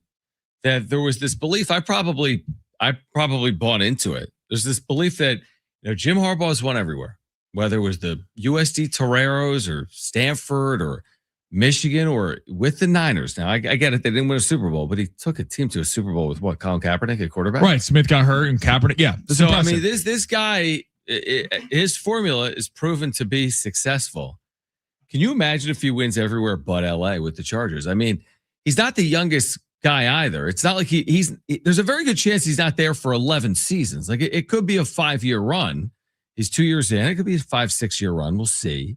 And I'm not saying they can't win. There are reasons to believe based on his track record that he can get it done. And the tackles missing was a big deal. And maybe they'll make an AFC championship. Shoot, maybe they will make a Super Bowl at some point in the next 1 to 5 years. But I guess the point you made it earlier with the quarterbacks in the AFC, I would say this, it's not a guarantee that he's going to win with the Chargers, even though he's Jim Harbaugh. Like, and this isn't a shot at Brady. Brady was obviously, he's the GOAT. He's unbelievable. But let's be real about the Patriots dynasty. They got to beat up on their division. The Bills were awful. Yeah, they Miami, go 1-1 in Miami. Jets. They would go 6-0 or 5-1. The only time they would ever lose is sometimes in Miami. If the game was early in the year, they had a weird thing where they go down there and lose. So you were guaranteeing the Patriots 5 to 6 wins every year in the division with the Broncos, the Chiefs, and then the Raiders have been a laughingstock for a long time. But again, Jency, Bowers, Crosby, new head coach, Fernando Mendoza. I mean, that could be something quickly. So the division is not a cakewalk, whereas that's why, like we were talking last week, like John Harbaugh and these guys, I would avoid the AFC. I'd be going to the NFC, the Giants, the Falcons. Like, there are some real opportunities in the NFC that I just think the AFC is so stacked. All right, Will Brinson with more coming up at 4:30. Right now, though, let's get to this. It's time for the wrap. Presented by Sombrero Mexican Food. Check out their website at sombreromex.com. Which NFC home team is more likely to win the divisional round, the Bears or the Seahawks?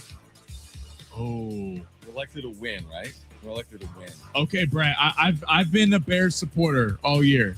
I really have. I think the Rams now the injured finger is a concern for Stafford, and it is going to be freezing cold in Chicago.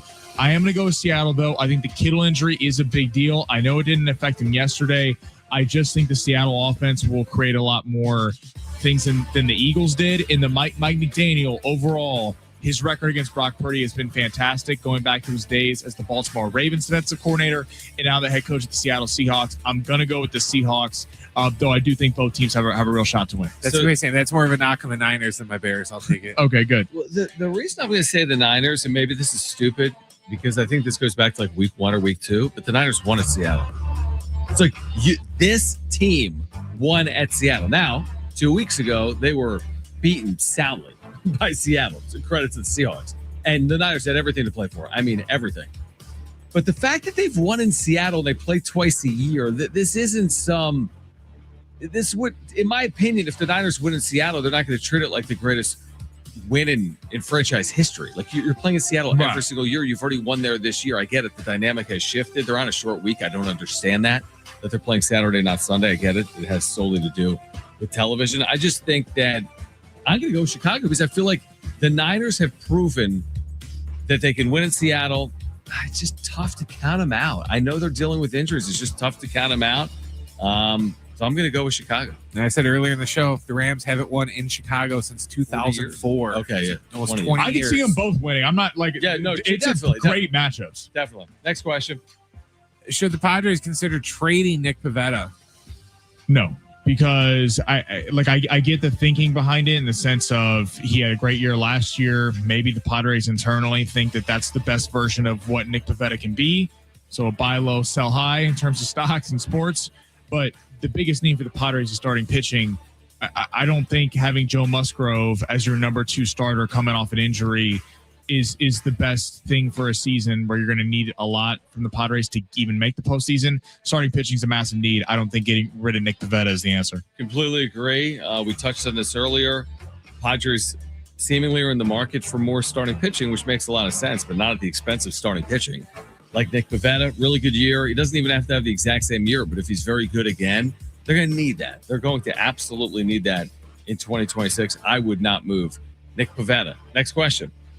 Do the Hurricanes have a puncher's chance against Indiana in next Monday's national championship game? Yes, they are at home. Now, I understand Indiana being the favorite. They've been a buzzsaw. They've destroyed everything. But Miami, Ruben Bain, Messador, Keontae Scott at the corner spot. This defense is legit. It's going to keep them in the game in their home field. And then, look at the offense. I know Carson Beck at times, you're like, how does this work? Like what is happening? But that receiver, is it Tony? Malachi Tony, Mark Fletcher, the running back. Yeah. They have a pretty good offensive line. Beck has been here before. I don't think the lights are going to get too bright for him. I understand Indiana being the favorite. If you made me pick today, I'd probably pick Indiana. But I do think Miami has a legit shot to win the game. What do you think, Brett? I was just going to say, Sammy brought up home field. For any other team other than Miami, I would say yes. But Miami's it's a great point. This isn't even a knock, but Miami's fan base, they're not the Gators. They're not going to. Indiana will fill Miami's quote home stadium because they travel more. So still, listen. If I'm the University of Miami, am I preferring to play this game here as opposed to Indianapolis or something? Travel, there's no doubt you want to be able to. You're not sleeping literally in your own bed because there'll still be in a hotel. But you want to be in South Florida. It's definitely an advantage for Miami. Here's the thing I would say: where Indiana's been incredible is that they basically ended decisively early. If Miami can hang in for a quarter and a half, all you got, can you take the 3-0 lead? Can you answer? If Indiana scores early, now again, Oregon answered because it was 7-0 off the pick six, and then it was 7-7. To your point, when you throw a pick six on the first play, you're going to lose again. You're going to lose again. And then Dante Moore fumbled at the 3-yard line with that pass, like an empty hand pass. So I say just hang in for 20 minutes and see where you are 20 minutes later. If you're Miami, I do think they have a puncher's chance. I really do. Next question. Who wins tonight's final wild card game between the Steelers and Texans? I'm going Pittsburgh. I know everyone's going Houston's the favorite, -3. I get that they have probably the more complete team, but Pittsburgh has found something in the last month. I think in a weird way, them playing the final 2 games without DK Metcalf, Calvin Austin kind of found something there. Kenneth Gainwell's been a real threat out of the backfield and receiving threat. I know the defense hasn't been great for Pittsburgh this year, but they got the stars. They got Highsmith, Watt, Cam Hayward. They've been here before. I think a lot of the pressure is on, despite Mike Tomlin's job maybe being in jeopardy, I think a lot of the pressure is more on Houston for CJ Stroud to finally break through than Aaron Rodgers in a swan song. I actually think Pittsburgh gets it done at home tonight. So I just saw something interesting on the bottom line that Pittsburgh has not won a playoff game since 2016 against the Chiefs, and they beat the Chiefs on all field goals. It's amazing, actually, that Mike Tomlin's still there. Now, I know they've been competitive and they've been in a lot of wild card games since. But I would say this: I'm gonna back your theory. I'm gonna go with Pittsburgh, but I'm not. Here's what I'm trusting. I'm trusting cold. I'm trusting Western Pennsylvania. Yes. I'm trusting that it's hard to win a road playoff game. And for Houston, this isn't some preeminent franchise that wins all the time, home, road. This is a hurdle. Like, you go to Western Pennsylvania on a Monday night and beat the Steelers, so you've probably played well to do that. So I'm just going to trust Pittsburgh at home. I think also the teams are kind of built similarly. They're built on pass rush. Both have a superstar receiver, Nico Collins, DK Metcalf. Both have receiving running backs in Woody Marks and Kenneth Gainwell. I think whoever's number 2 targets down the list plays better, wins the game tonight. I got more faith in Pittsburgh's. I have liked, I'll be honest, I've liked the added wrinkle of the Monday night wild card. I like it too. What I don't really love is the selections this upcoming divisional weekend, specifically with Seattle, San Francisco. And I haven't. The winner of this, they always make the Monday night winner play on a Sunday. You can't go Monday, Saturday. Right. So they're the night game on Sunday. But that's neither here nor there because we're talking NFC right now. The thing with the NFC is they very easily, the Bears played on a Saturday. And the Rams. Correct? And the Rams. They very easily could have put the Bears and the Rams on a Saturday. Now, this is a multi-billion-dollar industry. If they want the Bears and the Rams on a Sunday, then the Bears and the Rams are going to play on Sunday. I get it. Everyone, this is how we're putting food on the table in the NFL. I mean, based on television. But it seems odd to me that San Francisco, which played in Philadelphia mid-afternoon, they get back late last night. Now they're going to Seattle to play Saturday afternoon. It just, to me, seems a little like you created a problem that didn't need to exist. It's odd. I always wondered, why don't you, and I get they from a marketing perspective, you want people, everyone's going to tune in the NFL, but you want AFC fans and NFC fans tuning in. I never got why you didn't have the NFC play on Saturday and the AFC play on Sunday, and then you just lead the weeks leading up to that in the wild card. You have all the NFC games first, and then you have all the AFC games first, and just flip it. Like I think that would be a much better way to do it. I get the gripes. Now, the Niners also had one more day of rest because they played Saturday the week before, but I am with you. It does certainly not bode well for the Niners, especially considering Kittle. They got a lot of injuries. That was a rugged game, and Seattle's just sitting there kind of laying in wait. All right, so the wild card weekend will wrap up coming up in about an hour. Will Brinson will join us coming up at 4:30. We are here until 6. We're reacting as well to this Ken Rosenthal report that the Padres would like to add another starting pitcher, but they're not yet ready to move. We've got the latest for you on the other side. Stay with us on San Diego Sports 760.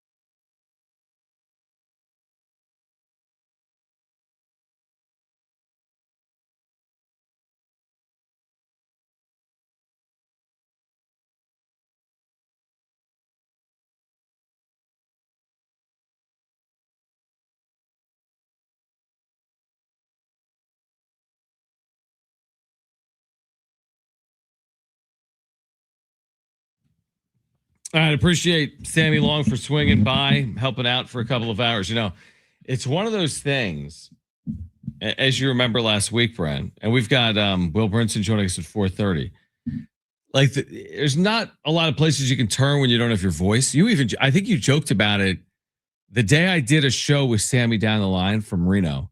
I think you said at some point, maybe to Mike Usher or Mary, like, might want to have like Jonathan on standby or Sammy, like John's voice is going. And that was Tuesday last week, and it went. And then Wednesday and Thursday, I was out of commission. I basically barely spoke. I wasn't on air. And then I've kind of been getting it back. Like Friday on air was kind of tricky, but it was okay. Saturday night, even I felt it a little bit. Knock on wood, I'm starting to feel more like myself basically a week later. So you can't tell anymore. Yeah, there you go. You can't tell anymore. So anyway, tomorrow I want to say Jonathan Rifkin will be doing the entirety of the show. I'm traveling for Laramie, Wyoming tomorrow. San Diego State plays Wyoming on Wednesday. And then they play on Wednesday at a very tricky time, a unique time, 5:00 Pacific. So we have pregame coverage on Wednesday at 4:00. And I think J-Riff is also doing 2 hours that day. So the next time I've got a full show in the afternoons on San Diego Sports 760 is going to be on Thursday. But I might join Jonathan at some point, whether it's tomorrow or Wednesday, in getting ready for the San Diego State and Wyoming game. So Will Brinson will join us coming up at 4:30. We started the show by talking about a report from Ken Rosenthal. And he wrote that the Padres are looking and want to add another starting pitcher. He also wrote that what he's hearing is that they're not yet ready to move on the pitching market. The pitching market is an interesting one right now. And the reason I say that is I don't know if it has to do with the lockout or just the state of baseball in general, or if this is something we talk about each and every year. There are a lot of veteran starting pitchers still available. I mean, a lot. Whether it's Zach Gallen, the veteran who's been with the Diamondbacks seemingly for forever.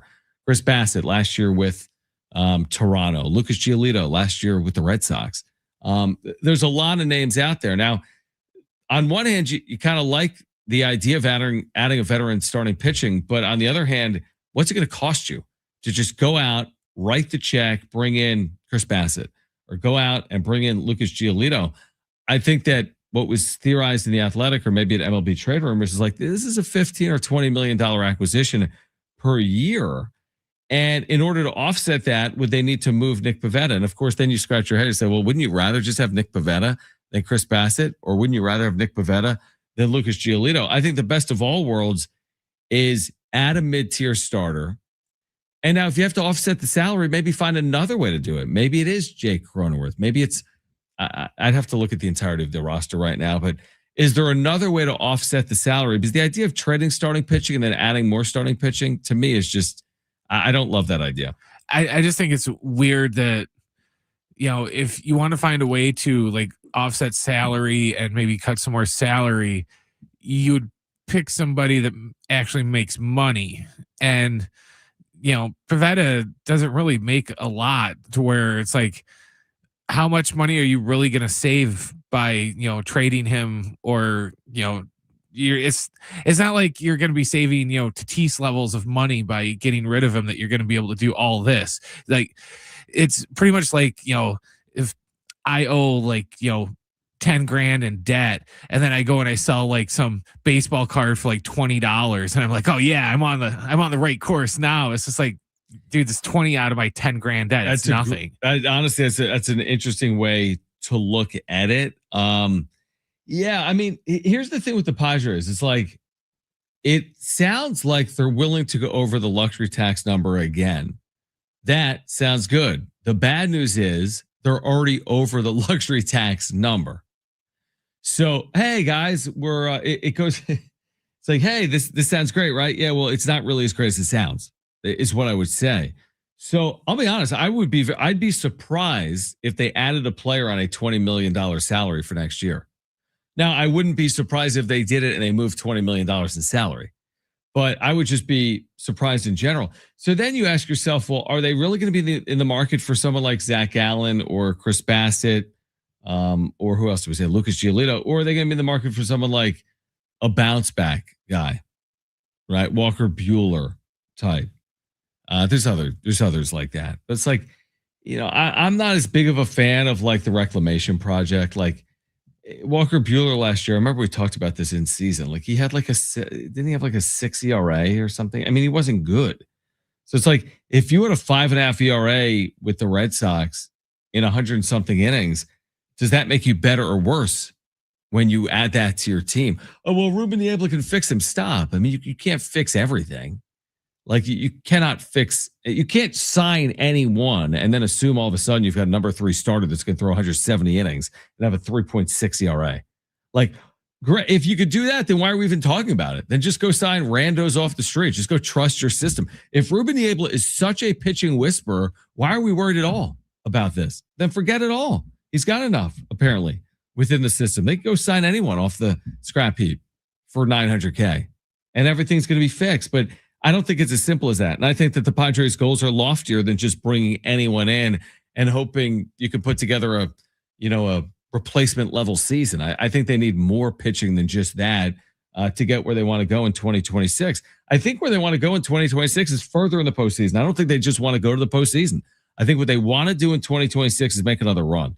Because if you look at their last 3 trips, 2022 championship series, 2023 out. All right, whatever. We've talked about that ad nauseum. 2024 divisional round. Well, that's a round shorter than the championship series. And then last year, wild card round. Well, that's a round shorter than the divisional round. So like, it's time to like change that trend. You have to win a playoff series. For me, I think that would go a long way to win a playoff series or 2 next year. I think they're getting into the playoffs on a consistent enough basis now to where their expectations have changed. Like 3 years, 4 years ago, I think getting into the playoffs was the victory, and the whole house money thing. If we go in there and we win a game or we win a series, then that's just that's the bonus cherry on top. But it's not necessarily what we're looking for, because we're just looking to start here. But now, like I said, we get in there on a consistent enough basis that I think they're starting to go, okay, we got this part down now. We don't have to worry about just getting in there. Now we have to worry about what we do when we get in there, and now we got to worry about advancing. Yeah, 100%. All right, Will Brinson will join us on the other side. Reaction to a wild card weekend in the NFL, plus a preview of tonight between the Texans and the Steelers. So Will Brinson, our NFL insider, on the other side. If you missed conversations earlier today with our resident bracketologist, Rocco Miller, or Aztec forward, Jeremiah Odin, you'll hear those conversations coming up in the 5 o'clock hour. Plenty to get to until 6 p.m. Stay with us on San Diego Sports 760.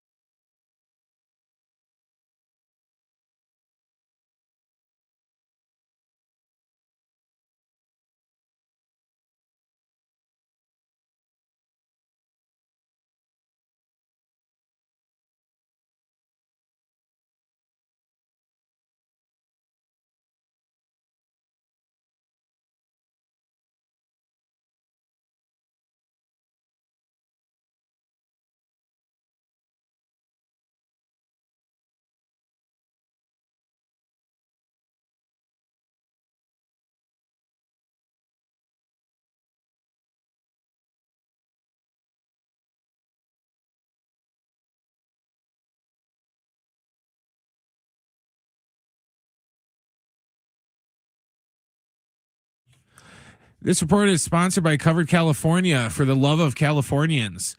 The final NFL wildcard game is tonight in Pittsburgh when the Steelers host the Texans.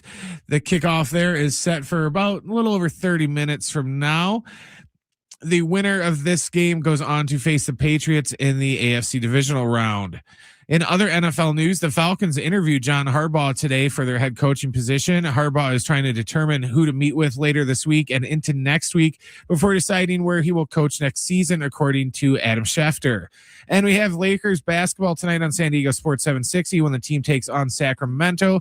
Pregame is at 6:45. The tip is at 7. Covered California can help you find health coverage that's good for your mind, your body, and your budget. Open enrollment is on through January 31st. Covered California, for the love of Californians. Visit coveredca.com.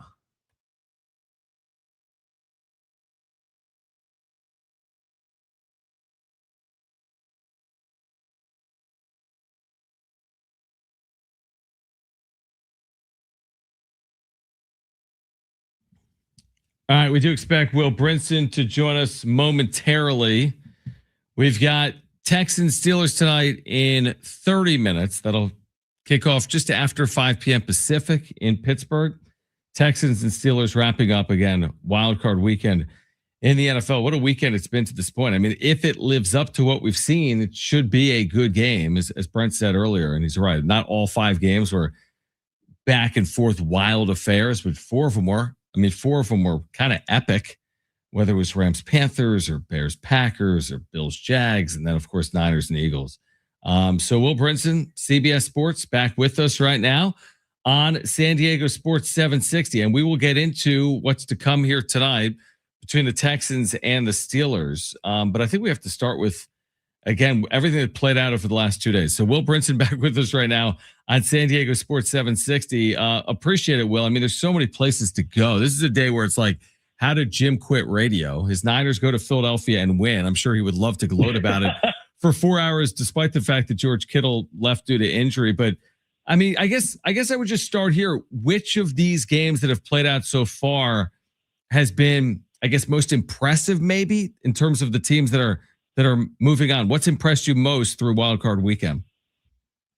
That's a good question, John. I mean, I think it's you kind of have to go San Francisco, right? Because the Rams beat the Panthers, but it's not the Panthers. Arguably one of the worst. I mean, you could argue. I mean, the Panthers didn't move on, so you wouldn't argue them. But I mean, like, they would be an interesting argument in that case. Yeah, played well. I think Buffalo has a case for it because you can say,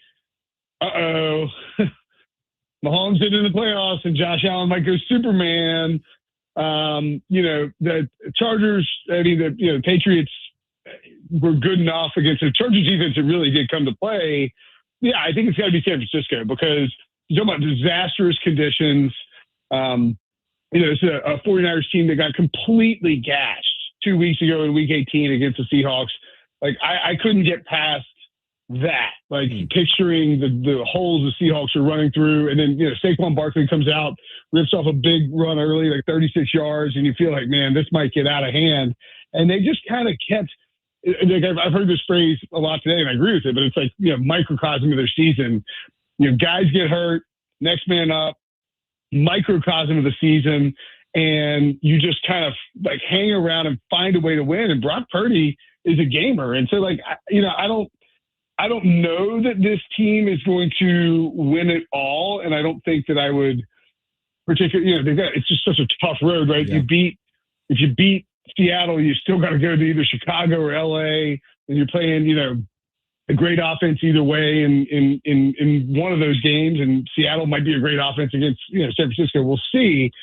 But I think just taking wild card weekend in a vacuum, it has to be the 49ers because they just went out there undermanned against a great defense at home in like disastrous conditions with a crazy loud stadium and put together just enough on an offensive end, whether it's that first drive that was really scripted and they marched down and looked like they're going to put up 40 points to the all right, I've been sitting on this one for 6 weeks. Let's call the Jennings pass, double reverse, and that puts you ahead. And then the embrace between Kyle Shanahan and Robert Saleh after that game, I thought spoke volumes to how Kyle perceived what that defense did on Sunday afternoon, because that defense has been ravaged by injuries. Obviously, Nick Bosa and Fred Warner, two huge losses.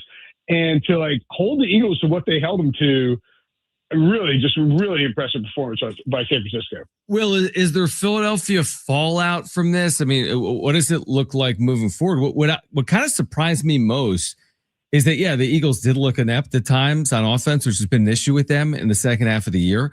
But man, they had wasted opportunities, didn't they? They had drop after drop late in that game. So what happens next in Philadelphia? I mean, I think, Jalen Hurts' comments on Kevin Petula kind of speak volumes, right? Asked about him, he's like, I think it's too early to talk about that. I'm going to trust in Howie and Nick and Jeff, Lurie. And, if Jalen Hurts, if you're the quarterback and you're coming off a tough loss, obviously it's, difficult to make comments about the future of coordinators in those spots. But, if you really wanted to endorse the offensive coordinator, you absolutely could do it at that moment. You could say, I want him back. I think he's great. And granted, that would create drama if you did it potentially, but not endorsing him certainly, I think, speaks volumes. So, this is sort of a pattern with Philadelphia where, remember 2 years ago, we thought Nick Sirianni might be getting fired. And, then they go out and they get Kellen Moore and they add Vic Fangio, and it obviously culminated in a Super Bowl title. And, Fangio will be there. The defense has been great, especially late in the season. But I would be pretty shocked if they didn't go out and hire a new offensive coordinator, probably someone that the front office / ownership really signs off on. I don't think Nick Sirianni's in any trouble. I mean, he won the Super Bowl exactly last year, right? I mean, weirder things have happened. But I would be pretty shocked if there wasn't a change at offensive coordinator just because of how things have gone and that pattern that things have gone in Philadelphia. Will Brinson, CBS Sports, with us right now on San Diego Sports 760. Now, I want to switch gears to Chargers for a moment. Obviously relevant in Southern California, including in San Diego, despite the move. But again, it's easy to excuse it away. It makes sense. The issues they had with their offensive line, the struggles they would have on the road in a tough environment in the conditions. But on the other side of that coin is okay, the 2 playoff appearances under Jim Harbaugh have been very underwhelming. The 3 playoff appearances for Justin Herbert have been extremely underwhelming. If you go back to that huge lead they blew to Jacksonville 4 years ago, is it as simple as just bolster your offensive line and see if we're, in a better position a year from now than we were today if you're the Chargers? Yeah, I think so. And look, I mean, don't get me wrong. I mean, the 2 bad losses, right? Yep. Where you score 12 points against the Texans 2 years ago, you get, and the 12 points were garbage time to Lab. And then you score 3 points against the Patriots. Now, not easy places to play in Houston, elite defense. In New England, and maybe to discredit myself. I mean, I think underestimated New England in that spot because of their soft schedule. Mike Vrabel called an incredible game all around. I thought the Chargers defensively were fantastic, and honestly, I kind of thought that the offensive line was decent enough relative to the backups that they had and the pressure that the Patriots were putting on them. Chris Collinsworth called out plenty of the issues with the Chargers, particularly on that last drive where it's you've got them on your heels. They can't substitute, and you substitute a wide receiver and allow them to do it. And then they did it again a second time. And so I don't think we're going to see any changes with the Chargers. 2 11-win seasons, bad loss in the playoffs. But Jim Harbaugh is, even though his record, I think he's now maybe 500 in the playoffs. He went 3 straight NFC Championship games, and of course, went to the Super Bowl, won one of those, and with the Niners, and then lost to the Ravens back in 2012. I tend to think that, look, I mean, it's easy to say well, if Rashawn Slater and Joe Alt are healthy, this team is fine, and I mean it's probably the case. They did deal with a lot of injuries, but I mean, Kyle Shanahan dealt with a lot of injuries too, and they still won. I think what they've established with Jim Harbaugh there and Justin Herbert's play in general, the playoff games aside, is like, this is a winning formula, and it's just going to need to click in the playoffs. The problem is, you know, these, as much as we try to say, all right, well, let's not put too much on these playoff games, that's what matters at the end of the day. And so, yeah, Herbert's probably going to fall again next year into the bucket of, you know, basically the Phil Mickelson / Ricky Fowler of professional football, right? Where like the best guy who hasn't won the big one, and then obviously Phil won one and ripped him off. I mean, you know, Andy Reid was the best coach who hadn't won a Super Bowl for a long time, and you know, then wins one and rips the Band-Aid. So I think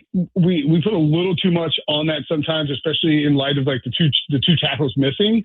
I think they try to run it back and just stabilize the roster a little bit more, get better in certain spots, and you know, I would say that it's like the Chargers are in.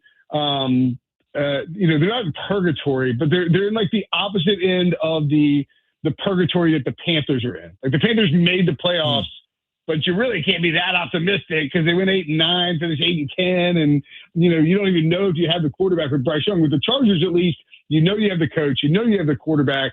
You've won 11 games 2 years in a row. You're clearly an upper echelon NFL team. You just have to break through in the postseason. And I think eventually it'll come. It's just, for you know, anyone who roots for the Chargers or has followed the team for a long time, it does feel a little more soul sucking because of how it happens every single year. It's funny you say that. I would just switch gears right now to the Bills, and of course Josh Allen's had to go through like Patrick Mahomes, and the Bills story goes way beyond Josh Allen. If you follow it, obviously historically going back to the Super Bowls, but like we've talked about this before, me and you, and with Jim as well.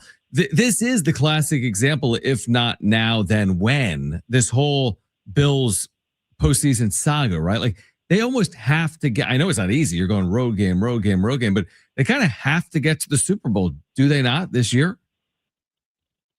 Yeah. I mean, it's one of those where, and I think Josh Allen's performance yesterday, like showed exactly like when we say these things and we're assigning, you know, feelings to teams and whatever, like Josh Allen's performance and then what he said in the locker room, like shooters F and shoot, and just the way that he talked, like, I think we're right. I think Josh Allen understands that, like he understands the assignment, right? Mahomes is out of the playoffs. The Chiefs, the boogeyman is not there.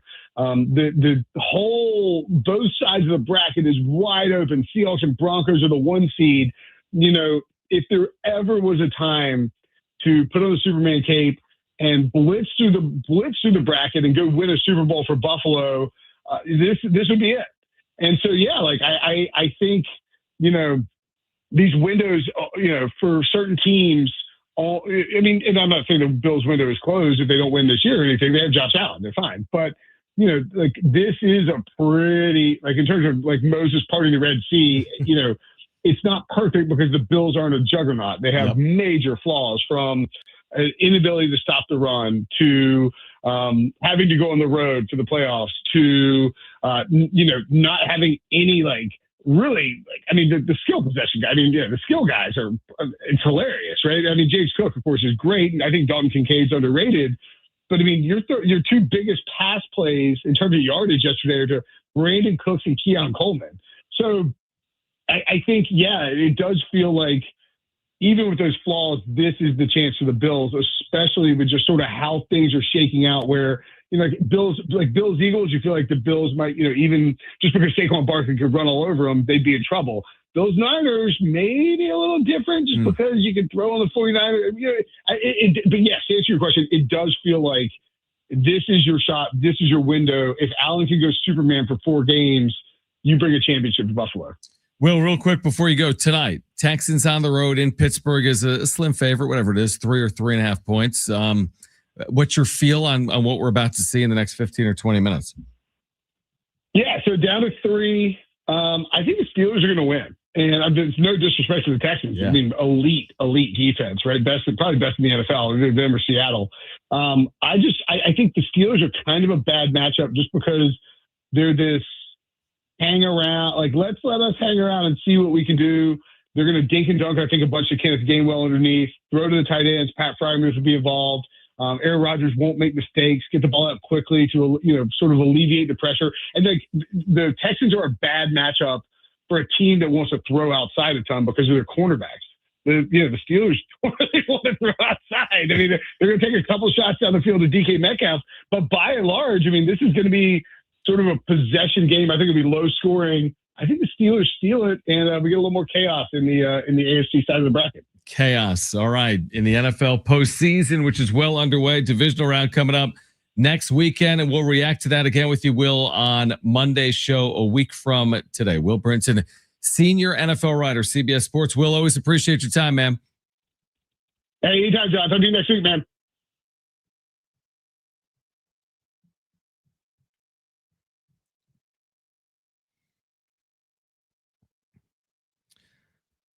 A lot to react to in there, and we will. Plus, Rocco Miller, first bracketologist of the season. If you missed the conversation, you'll hear that coming up at 5 p.m. We've got you covered in the 5 o'clock hour as the Steelers and Texans get underway. We're here until 6 on San Diego Sports 760 and live on the iHeartRadio app.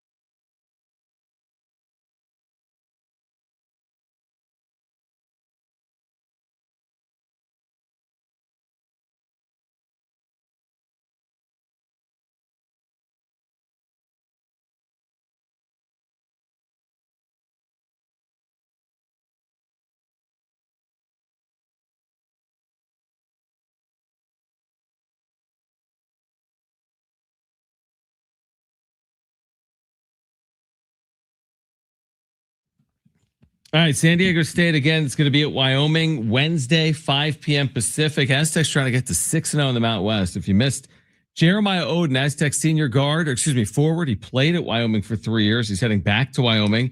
You'll hear that conversation coming up at 5:30. Plus, our first bracketologist of the season, Rocco Miller, at 5 p.m. And we'll have updates for you for Wild Card Weekend wrapping up tonight in Pittsburgh. Steelers and Texans. This game is about 10 minutes away. And a couple of interesting notes. So we saw on the bottom line, kind of something having to give tonight. Pittsburgh has not won a playoff game since 2016, which is unbelievable. I mean, Mike Tomlin is basically an institution, like Bill Cowher was an institution, like Chuck Noll was an institution, right? But Mike Tomlin has not won a playoff game since 2016. 2016. That's 10 years ago. They've only been in the postseason 4 times since. They've lost 4 wild card games over that stretch. So you have that dynamic, Mike Tomlin's future playing out in real time. And then you have a Houston team that has never, ever, ever, ever, ever won a road playoff game as the Texans. I don't know what they did with the Oilers, but the Oilers are going back a ways, right? And they're now the Titans. So the Texans, who have been around for a while and have never been the laughing stock, but they've never been great. They've always sat somewhere in the middle.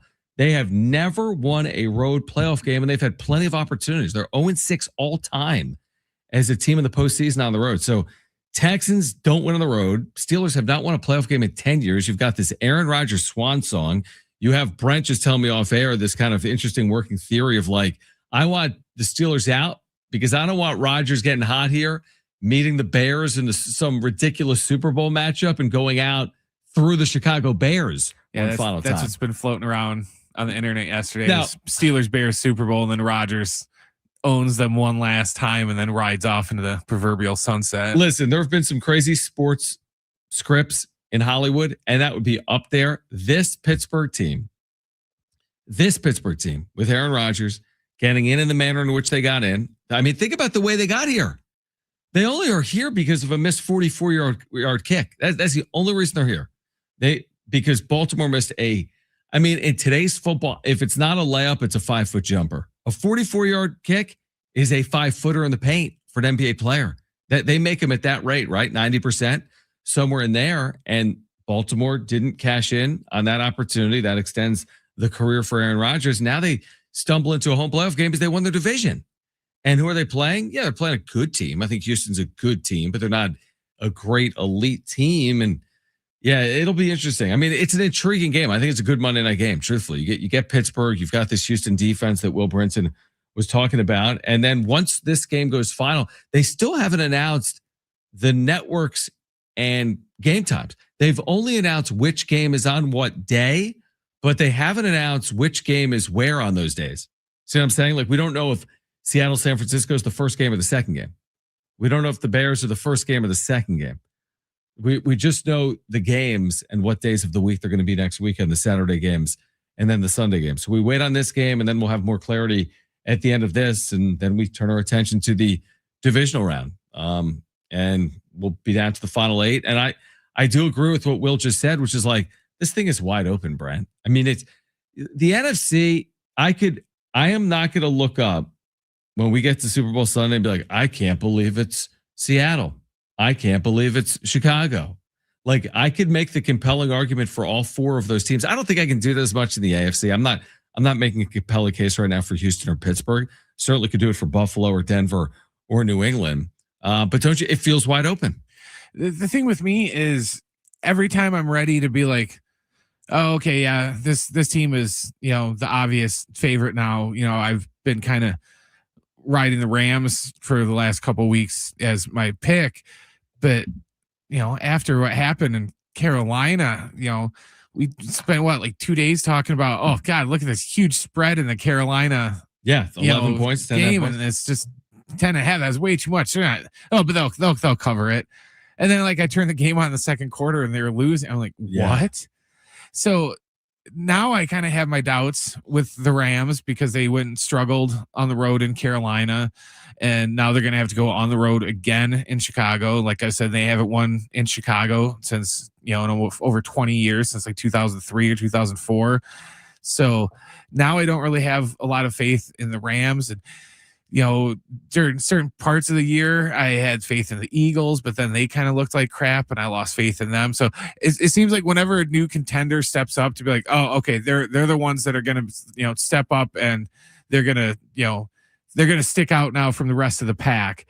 Then they just, then they look bad, and then it's like, oh, never mind. Well, that's the thing though with the NFL, which proves the point that we kind of started the show with, which is it really is. It's cliche, but any given Sunday, the margins are thin, man. The Rams might not look good in Charlotte, and they might look a lot better in Chicago, and then the Bears might look really good for a half and really average for a half. I just feel like you're likely looking at whether Seattle, San Francisco, or Chicago, LA. One of those games, if not both, is coming down to the final 75 seconds of game clock. And someone's going to either win a game or lose a game. But we should not be surprised when we get to the final minute and a half of one or both of those games that it's coming down to the wire. All right, we're going to switch gears. We'll keep you updated on Steelers and Texans throughout the 5 o'clock hour. Up next, Rocco Miller, bracketologist. First of the year. We're into 2026. Election Sunday is about 9 weeks away, March 15th. Where do the Aztecs stand? What does the Mountain West look like? And more with Rocco Miller on the other side. Plus Jeremiah Odin, San Diego State senior forward. He used to play for Wyoming. He's heading back to Laramie. You'll hear our conversation coming up at 5:30. One more hour in store for you right here on San Diego Sports 760.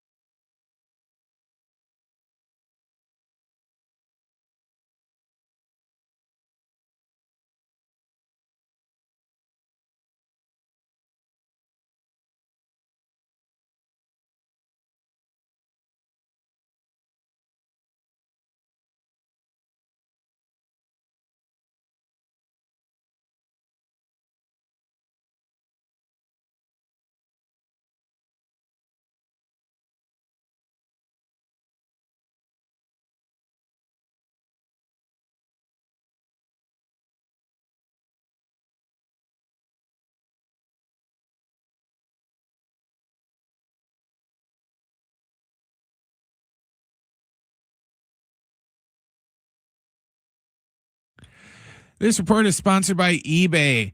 The final NFL wildcard game is tonight. Its kickoff is about 5-10 minutes away in Pittsburgh when the Steelers host the Texans. The winner of tonight's game is going to go on to face New England in the division round. In other NFL news, the Falcons interviewed John Harbaugh today for their head coach.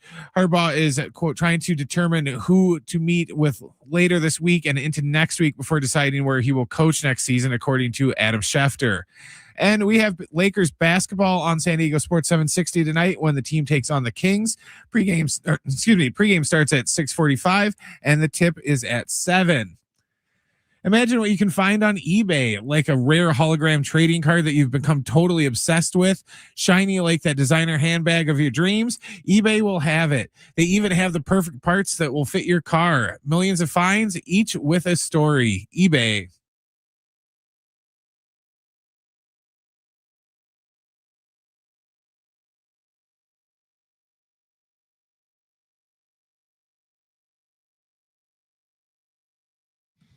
All right, back with you. John Schaefer, Brent Sperry, San Diego Sports 760.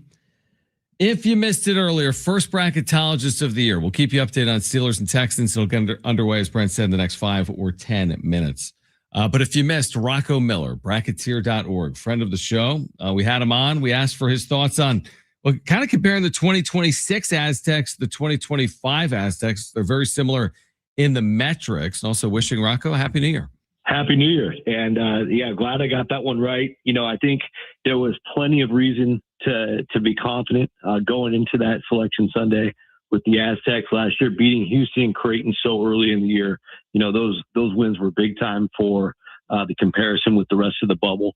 But the way things shook out with a bunch of other teams, I actually would be a little more nervous if the same situation repeated itself this coming year, because teams like Texas and North Carolina did get in that, my work would have suggested didn't have much precedent for getting in. So things are changing with this committee that we have now. Well, there's no question about it. And I want to get just your 30,000 foot view right now of the Aztecs. And it's funny we mentioned last year, I didn't even mean to start there. I'm looking at last year, just Ken Pom. And San Diego State, they lost that game to North Carolina by 30, so I know that impacted their overall, metrics. But they finished last year 51st at Ken Pom. I look at it right now, they're 52nd. And I know college basketball and bracketology specifically is not as simple as something like net or Ken Pom. There's other factors that go into it. How do you look at the Aztecs overall? 11-4. They don't have that high caliber win like they had last year with Houston and Creighton. They've also lost at home to Troy. How do you look at the Aztecs right now?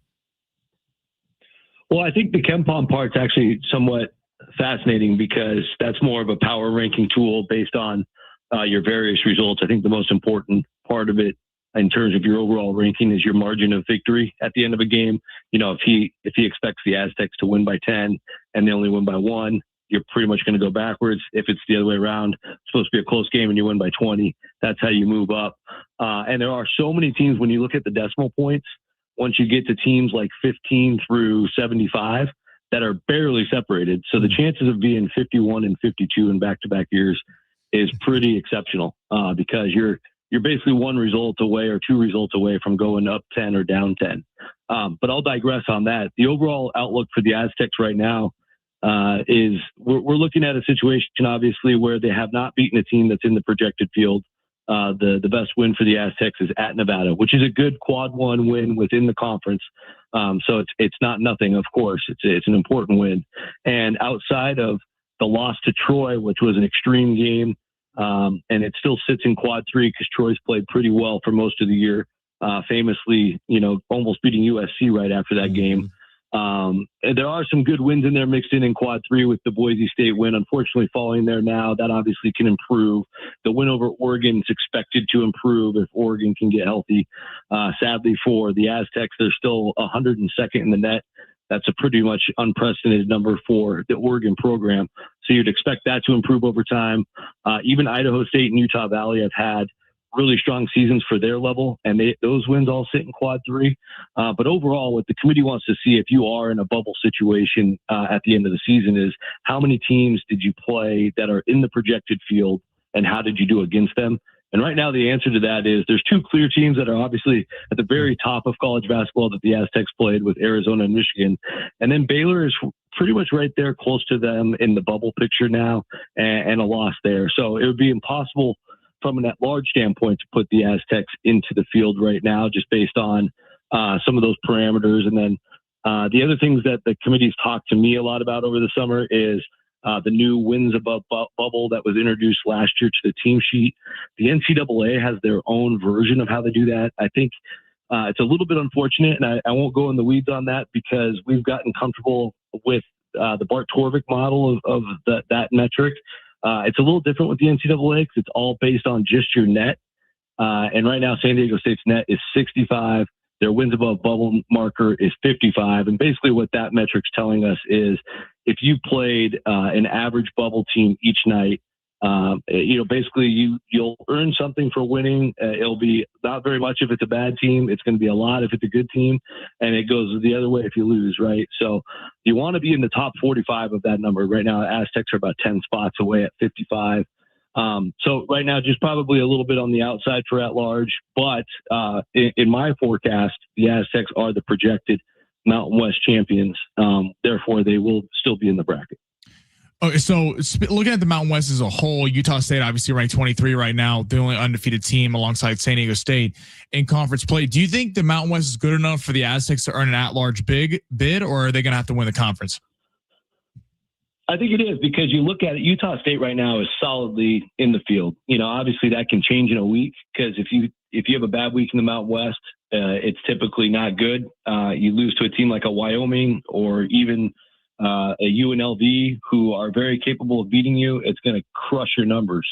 So that could even happen to a team like a Utah State or New Mexico. But as of right now, Utah State is probably right around the 7 seed projected, give or take. And then New Mexico, I would say, is barely in the field. They have some excellent road wins of late, as you guys know, and road wins are like gold in the bubble conversation. So the Mountain West right now, even though we're in kind of a rough year for the league compared to the last couple years, is still going to produce 3 bids in my projection because San Diego State taking the auto bid. And I do think the 2 games against Utah State and the 2 games against New Mexico, how the Aztecs do in those 4 contests will go a long ways if they can be an at-large team or not. Utah State certainly projects as a team that will stay there even with a little bit of cushion if they take a blow or 2 as we go. But those 4 games are critical. And then Grand Canyon's a team that's really improved. Obviously getting that big blowout road win at Boise State kind of reemerged the Lopes as a threat. The Aztecs still play them twice. And you have a road game at Boise State. And I do think you guys know that program just as well as I do. They're going to start figuring things out eventually. They're going through a rough patch, but Leon Rice is such a proven coach that and it's a great rivalry. We saw the insane triple overtime game not long ago. We know that's going to be a tough game, and it would still be a very valuable road win if the Aztecs can go up to Boise and get that one. And then you can't overlook the 2 games against Colorado State, who have beaten some teams early in the year. And all those teams still rank inside the top 100 of the net.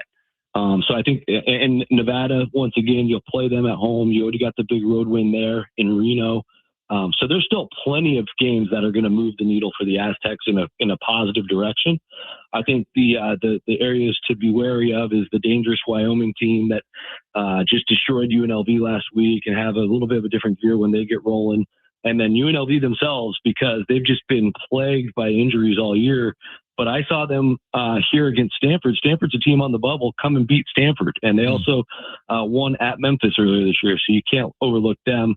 And I only mention those 2 because you also want to be wary of the teams that can destroy your case. And those are 2 big threats in the Mountain West.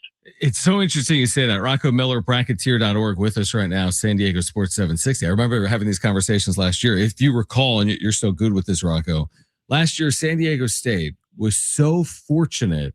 The Air Force they beat at the buzzer, literally. They beat San Jose State in 2 close games. They trailed by 21 at home. They trailed by 17 at the half at San Jose. They won both of those games. I mean, think about that. Any miscue against Air Force or San Jose State, obviously the Aztecs would have been out. So to my next question, is it more important that they go, I'm making it up, 2-2 against New Mexico and Utah State combined? Or is it more important that they avoid one more, quote, bad loss, unquote, from this point moving forward? Well, I would say they're equally as important because right now it'd be tough to get in with just your best win being at Nevada. So you're going to want to continue to improve the top of your resume with more quality wins. And ideally, if you go 2-2, as crazy as it sounds, you want to win the 2 road games. As bad as that would suck to lose at home, which the Aztecs rarely do, it's more valuable to win on the road. So those games at Utah State and in the pit will be the 2 most important games left on the schedule from a bracket forecasting point of view. And then I would also say, if you do go 2-2, but then you take a bad loss somewhere, you're probably going to need to go 3-1 to make up for the bad loss. So they go hand in hand. At the end of the day, if all things are equal and you have some good wins to distract the committee with at the very top, you can usually get away with a bad loss. But if you throw in a bad loss on top of a resume that doesn't have a lot of quality at the top, it's really easy to dismiss that particular candidate from the pool of bubble teams. You mentioned North Carolina and Texas getting in last year, both on the bubble, both kind of controversial teams that people thought other teams should have gotten over them. Do you, not to go conspiracy theory, but do you think that the big brands kind of get some benefit of the doubt in that regard? Or do you think that they should have been in last year and that's kind of a BS theory? The Texas thing is the one that really got me. Yeah, I know nationally North Carolina got all the publicity for good reason. They're the chairman of the committee with their athletic director, Bubba Cunningham, hard to avoid that. But I think when you do the deep dive that I do, Texas really had no precedent to get in. And that was what was really concerning to me, mainly because if you have 15, there's only been 3 15-loss teams ever to get in, and they were the 4th. But the other 3 examples had all either beaten a number 1 seed somewhere during the year or at least a top 2 or 3 seed somewhere during the year. So basically they had an elite win to show the committee, hey, we can hang with the big boys and we can beat the big boys. Well, that Texas team last year didn't have anything close to that. They also lost 7 home games. I've never seen a team get an at-large bid with 7 home losses. That's 7 nights where they're calling shows like yours, the fans, wanting the coach fired. And by the way, they fired the coach anyway. So the Texas thing, just I lost a lot of sleep over that, just because I'm a perfectionist with all this stuff. But yeah, I did think that the brand of Texas mattered. On the flip side of that, Indiana and Ohio State both got left out with kind of similar profiles. And Indiana and Ohio State could still claim that they're, especially in basketball, almost as big, if not bigger brand than Texas. So I'm not sold that. Yes, I do think the brand helps. I think that helped all 3 of those teams get into the mix a little bit closer than Boise State, who was also on the bubble last year. And I had a big gripe about UC Irvine. They should have gotten a closer look. They were, in my opinion, tremendous. And those teams basically just got stomped on compared to the brands. So I do not want to dismiss, I don't even think it's a conspiracy theory. Let's be honest. This is a business. These teams, if you're a starting 5 player for Texas, what are you earning compared to a starting 5 player for Boise? It's probably triple the amount, maybe even more. And that money trickles all the way up to the top. And then, of course, now there's so much data on television ratings and, who they want in those first 4 games. So you can't dismiss that. The brands matter. But at the same time, if there are teams like San Diego State, in my opinion, last year where they had the wins to back it up, you simply just can't ignore that if you're a committee member, even if you are trying to squeeze in another big brand or 2. So I just think it comes down to different margins. There's no definitive answer to the question, but I do think it is very much a factor.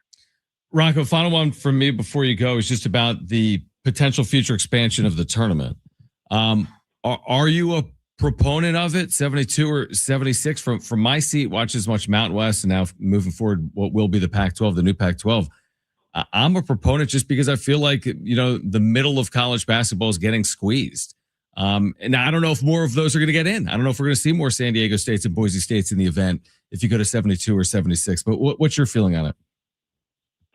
Well, yeah, I mean, there's 2 different ways to look at it from my perspective. So from the at-large perspective, and if I'm a Mountain West person like we all are, but I cover all 31 leagues, so I look at it from all the different points of view.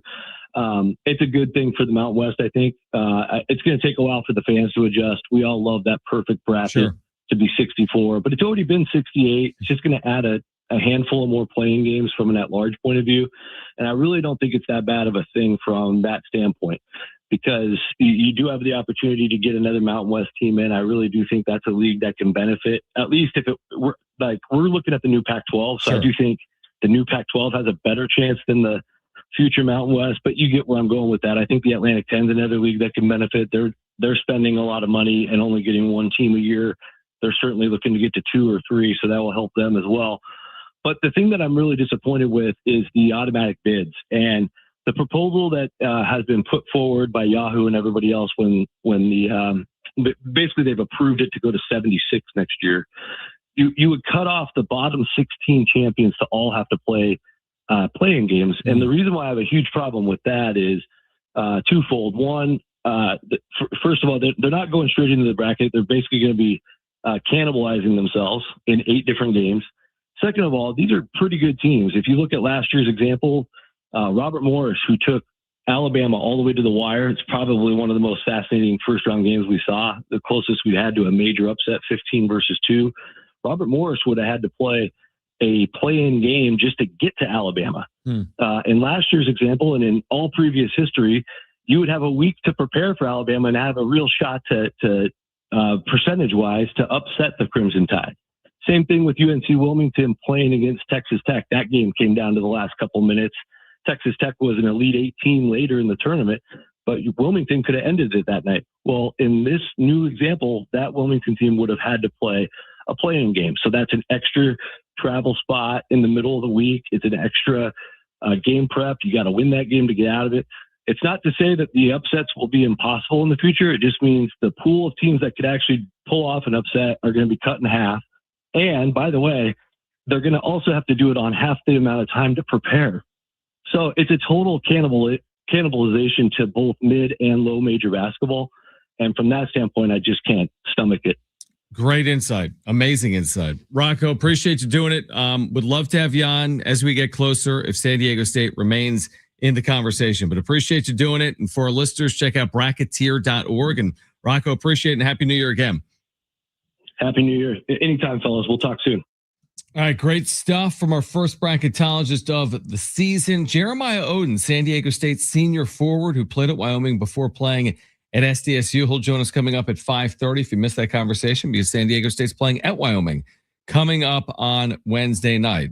On the other side, an update from Pittsburgh, where the Steelers and Texans are now underway. We're here until 6. Stay with us on San Diego Sports 760 live on the iHeartRadio app.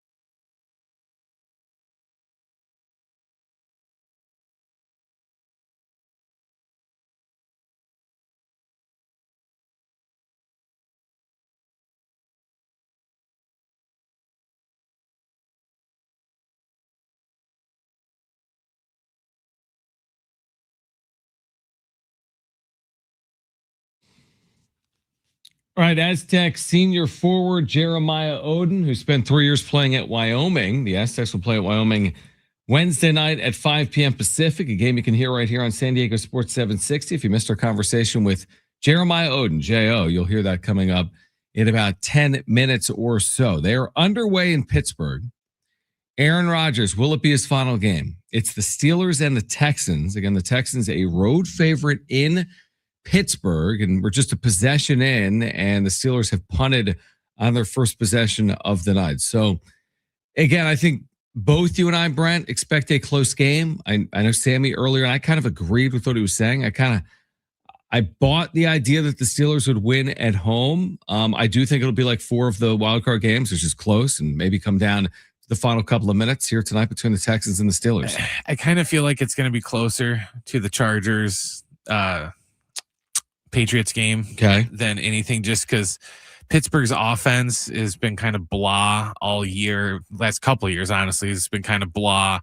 And the Texans are one of those teams where, they could put up 30 on any given day, but then they are also a lot like Pittsburgh where, some days they're lucky if they can, put up 16 points on the board. So I kind of feel like this is going to be kind of a slow trog of a game, and then maybe if it's close, maybe we'll pick up a little later. Kind of similar to what last week. Yes, what the Baltimore game was. Well, that game, that's a really good point. The Baltimore game had 4 or 5 fourth quarter lead changes, did it not? I think it had 4. Just in the last 4 minutes. So that was incredible, and that's not the way the game played the first 30 or 40 minutes, but it's how it played out in the final 10 or 15 minutes. So listen, it's hard to predict. Like, to your point, I thought the Rams would blow out the Panthers. All of a sudden I look up, they're losing in the fourth quarter. I'm like, and then like I figured the Eagles would just find a way against the Niners at home. The banged up, beleaguered Niners, Philadelphia, the defending Super Bowl champions. It's not that they had them on the ropes, but Philadelphia led for a good portion of the game, 13-7, 13-10.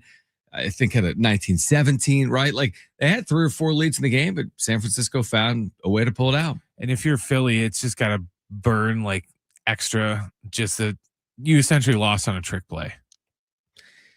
They did, yes. They had their chance to, at the end of the game, but the game-winning score they gave up was a trick play. Yeah, it's true. I just feel like in watching the entirety of that game, yes, I feel like San Francisco won it. They did earn it. I think they were the better of the two teams, but I also feel like Philadelphia lost it. Like, I feel like the Eagles had countless opportunities to do more on offense than they ended up doing. Specifically, everything culminated in that final drive. So they've got like a 1st and 10 from the 20, 21 yard line, down 4-5, right? Whatever the score was, 24-19. And there's like a Hurts run where he gets tackled from behind that I thought was a big play.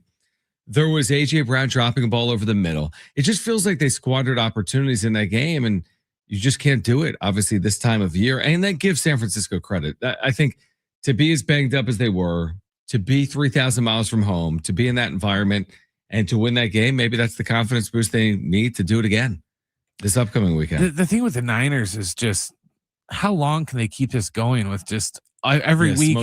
Every week it's somebody new, and it's not like it's they're losing their 3rd string linebacker or some special teams guy every week. Every week they're losing like a starting offensive lineman or a starting linebacker or an all-pro tight end, and it's just, but they keep winning, and it just kind of makes you think, how much longer can they just keep winning? It's like they're at the blackjack table and they just keep doubling down and doubling down. Yeah, like at some point you got to walk away. Yes, exactly. Like, you got to walk away or you're going to bust. Yeah. I mean, it's an interesting analogy. I would agree with that. I think there's a lot of people, like we had Will Brinson an hour ago, and he's like, I'm not going to say it's impossible, but they are certainly playing shorthanded. So like, there's reason, if San Francisco is fully healthy, I think a lot of people would be calling for them to get to the Super Bowl or potentially win it. The fact that they're not, they still got to play on the road. I mean, even if they were to win in Seattle, they got to go to Chicago or LA. So like, they still have, I mean, it's a challenging path. And look at what happened 2 weeks ago. Seattle went into San Francisco and dominate. I mean, they just utterly dominated that game. Now, San Francisco, I'm sure, will have a game plan, but that game was dominated by Seattle just 2 weeks ago. All right, so no score right now. Steelers and Texans about 4 minutes in. Each team has had one possession. Maybe this will be a bit of a, it should be a defensive battle. You have Houston's defense. You've got a night game outdoors. I'd be surprised if any team scored 30 points here tonight. As I say that, Houston just had a 40-yard reception downfield. All right, we'll take a timeout. Jeremiah Odin on the other side, San Diego State senior forward. He's returning to Laramie. He spent 3 years playing for the Wyoming Cowboys. The Aztecs will be at Wyoming coming up. That'll be Wednesday night at 5 p.m. We'll hear from Jeremiah Odin. We've got Brent's back page still ahead as well. Stay with us on San Diego Sports 760.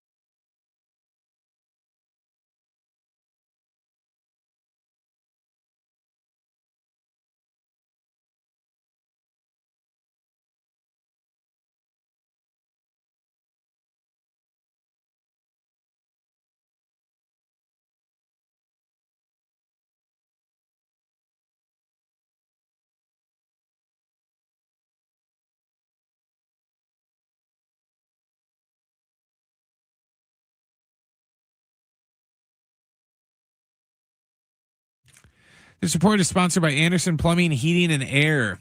The final NFL wild card game is underway right now in Pittsburgh as the Steelers are taking on the Texans right now with about 9 minutes to go in the first quarter. There is no score. The winner of tonight's game will go on to face the Patriots in the divisional round. In other NFL news, the Falcons interviewed John Harbaugh today for their head coaching position. Harbaugh is trying to determine who to meet with later this week and into next week before deciding where he will coach next season, according to Adam Schefter. And we have Lakers basketball tonight on San Diego Sports 760 when the team takes on the Kings. Pregame is at 6:45 and the tip is at 7.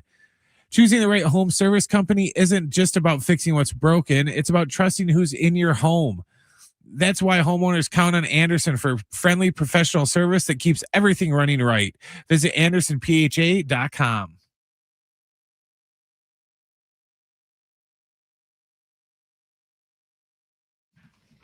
All right, we all remember that one teacher who made a difference, who believed in us, challenged us, or just made learning fun. Now's your chance to say thank you in a big way with iHeartRadio's Thank a Teacher, powered by Donors Choose. Nominate an outstanding public school teacher who's gone above and beyond for their students to win $5,000 to stock their classroom with whatever they need. Today's teacher of the day, Tony Bryan, who teaches at Juniper Elementary. Folks told us Mrs. Bryant gives children the space to learn, be creative, and sparkle. Congrats, Tony. You're in the running to win $5,000 to make over your classroom. Nominate your favorite teacher now at iHeartRadio.com/teachers. So, again, we're keeping an eye on the wild card. The last game of the weekend on this Monday night, no score. Each team has possessed the ball in one. Steelers and Texans. Pittsburgh's getting it back midway through the first quarter in a scoreless game. We have Brent's back page coming up as well. Aztec basketball, another big one. There's going to be a lot of big ones for the Aztecs. We're 5-0 in the league, 11-4 overall. Can they clear the Laramie hurdle? Going to Laramie, Wyoming for a final time as a member of the Mountain West. The Aztecs will be in the Pac-12 next year. Wyoming remains in the Mountain West Conference. We had Jeremiah Odin, San Diego State senior forward, on earlier today. The interesting thing about Jeremiah is he spent his first 3 years playing for the Wyoming Cowboys, and now here is spending his final college season playing for San Diego State. We started the conversation by asking Jeremiah Odin what it's going to be like to head back to Laramie. I have been back once since, but it was like very soon after I left. So it's been a couple years. So what do you think this experience is going to be like? Because obviously right now, you know, you're in the midst of a season with San Diego State. You're 5-0 in the league. You guys are continuing to try to put yourself in a position to be atop the Mountain West and or get to the NCAA tournament as an at-large team. What's it going to be like for you being, you know, an opponent heading there in such an important game coming up?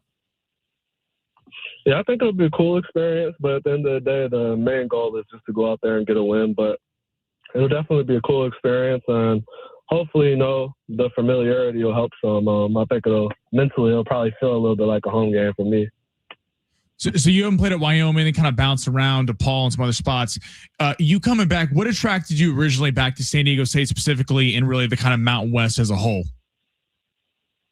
Just the opportunity to win. I just wanted to go somewhere where I knew that there was going to be opportunity to win at a high level, be coached at a really high level, and just play on a team that was going to push me, help me get better. Jeremiah Odin is with us right now, Aztec senior forward. You've heard Aztec fans talk about this all season long, the depth, right, of this Aztec team, where I think 11 players are averaging 10 or more minutes per game. What's it been like from your seat? It feels like the depth is providing value now that we've gotten into conference play, and now heading to elevation, for example, at Wyoming, it feels like the depth might be like the secret sauce a little bit for the Aztecs moving forward. Yeah, no, it's been great. You're able to keep fresh dudes out there. Just try so many different lineups, so it's been great. I'm sure that you know, the coaches are going to continue to just work it and just try and find new ways to help us just be able to weaponize that depth. But I think that it's something that's going to really help us going forward, especially in this game here. When you get to Mountain West Conference play, you guys are obviously 5-0. Like, what's the difference? Is it harder playing these teams because you play them all the time, or is it kind of harder when you're in the Players Era tournament and you're playing teams that you're just very not really familiar with? I'd say it's probably harder to play non-conference games, honestly, because when you get in the conference, like, you know people, especially the second time around, and as hard as it is, like, people, you know, you start to know each other's plays and stuff after a while. But I think it's a little bit easier to play when you're so familiar with the opponent. So Jeremiah Odin is with us right now. He spent 3 years at Wyoming. Aztecs are playing at Wyoming on Wednesday night. Final time for San Diego State because the Aztecs are heading for the new Pac-12 and Wyoming is staying in the Mountain West. What will you tell your teammates? I mean, you remembered as a whole, it's one of the great home court advantages, right? Because they plaster everywhere. Unsafe, no oxygen, 7,200 feet. What do you tell your teammates to make sure that they're locked in to avoid all the distractions that present themselves, you know, once you get into the arena auditorium? Yeah, I mean, it's just a mental game, you know. Like, the altitude's a real thing, but at the end of the day, like, there's some teams that come in there and they let it get to them mentally, and there's some teams that just don't care, and it seems like it doesn't affect them. So I think as long as we come out first 4 minutes, show them that we're one of those teams that doesn't care, we're just here to get a win, I don't think it'll really matter. How do you feel like you guys have improved over the course of the season, especially the 5-0 Mountain West Conference play? What's the number one thing you'd point to from the start of the season to now? I think it's just about catching our rhythm. You know, we saw a lot of our first times playing together as much as we had returners. So we still had a lot of new dudes. So I think that we just have to catch our rhythm. And I think that we're starting to, but I still don't think that we're playing our best basketball, which, you don't want to peak too early. So I think that we're at a good, steady pace right now. We're getting better. And each game is just an opportunity to just continue to do that. It's interesting you say that. Jeremiah Odin is with us right now. When you think about the next step as a team, it's funny how basketball works, and there's such high expectations at San Diego State. I'm sure you feel it. I mean, this fan base is accustomed to watching this team win at such a high level. It's like you win by 20, and people are like, you should have won by 30, or you win by 10. How could you not win by 20? When you look at it internally as a team, what do you think the next step is? Like, where are the areas this team can continue to improve in? Just playing 40 minutes and not having any concentration lapses throughout the game, and just continuing to just everybody just perfect their roles. Just everybody just being able to be a star in their role, and just knowing that it could be anybody's night on any given night, and just continuing to find our rhythm individually and as a team within that. When you look at Wyoming, what's the number one thing that they do well that you guys are looking out for on the scouting report? They're a pretty good offensive team. They've got some guys that can really score it. They run, and they play a lot of guys too. So we're just ready for a war, We just know it's going to be a dogfight. We know that they're going to really want to win. They're well coached, and so we're going to have to come out with our hard hats on and be ready to play. What do you remember most about, was it 21-22, Jeremiah, when you went to the NCAA tournament? Yeah. 22. What are your core memories of that team? I'm trying to remember. That was such a good team. You guys earned an at-large berth in the NCAA tournament that year. Like, when you look back at that 3 or 4 years later, what are the memories that come to your mind? Definitely beating CSU at home, beating Boise at home, and then just playing in the NCAA tournament itself. But that was just a fun experience. I think what made that so fun was just how close we were as a team. And just, having a lot of my best friends on that team. I think that's just what made that special.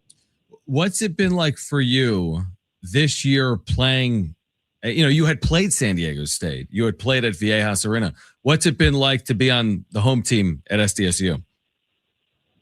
It's been good. And I think one thing that I've just noticed is kind of being on the other side of getting everybody's best game, and just how much mentally sharper you have to be for that, because you're not going to sneak up on anybody with San Diego State on the front of your jersey. So I think that that's been the biggest thing that I've noticed playing on this side of it.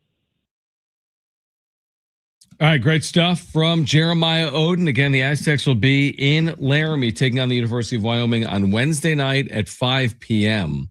I do believe we'll have more ticket giveaways for you for Saturday's game against New Mexico this week, by the way, on San Diego Sports 760. Jonathan Rifkin will be in for me tomorrow. That's because I'm traveling to Laramie tomorrow. And then we've got that early start time on Wednesday, 5 o'clock Pacific, 4 p.m. pregame coverage. Jonathan will be in Wednesday afternoon from 2 to 4 as well.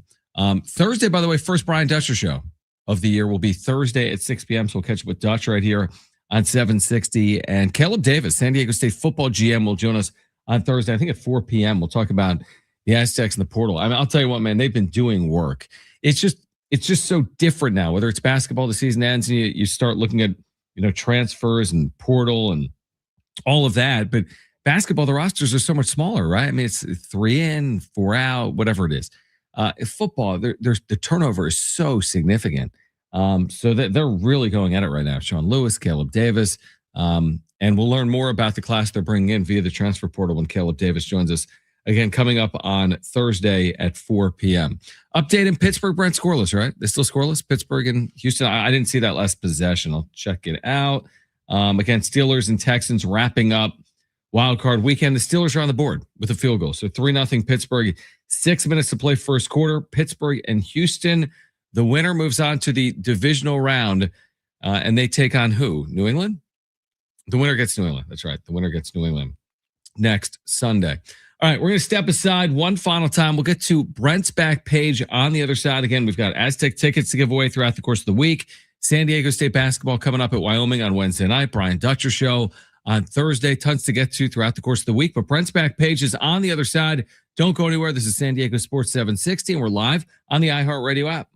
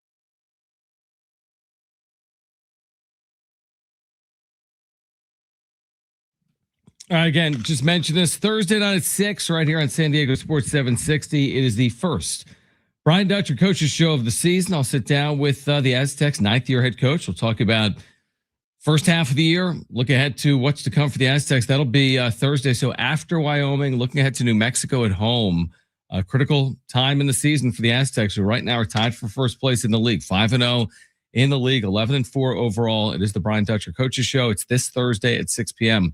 on your home for the Aztecs, San Diego Sports 760. The update in Pittsburgh is it looks cold. Underway, late first quarter, 3-0 Steelers. What's the temperature in Pittsburgh? Brent is asking. Just my guess, based on seeing the breath and Western PA this time of year, I'll say 35. It's 32. All right, so cold, not Feels like it's unheard probably of. worse than that. Yeah, but cold. Again, Houston, a dome team on the road playing outside in January. Again, historically, that doesn't go well. It doesn't. I mean, look at the Chargers yesterday. Indoor team traveling, playing outside in January. Again, not to say it can't be done because it can, but historically it doesn't go well. And then the other stat that we mentioned earlier is Houston has never won a road playoff game. Not the Texans. I don't know what the Oilers did, but I'm sure they did at some point. They had to. Although the Oilers' history was not exactly impeccable. But yeah, Houston has never won. The Texans have never won a road playoff game, and the Steelers have not won a playoff game anywhere since 2016. So I'll say this, the loser of this game, you're kind of scratching your head like, what is it going to take to ever break through again? If it's Pittsburgh, we haven't won a playoff game since 2016. If it's Houston, we just don't win consistently in the postseason. So we'll see. 3-0 Pittsburgh again, late first quarter in Pittsburgh. All right, here until 6 p.m. right now. Let's get to this.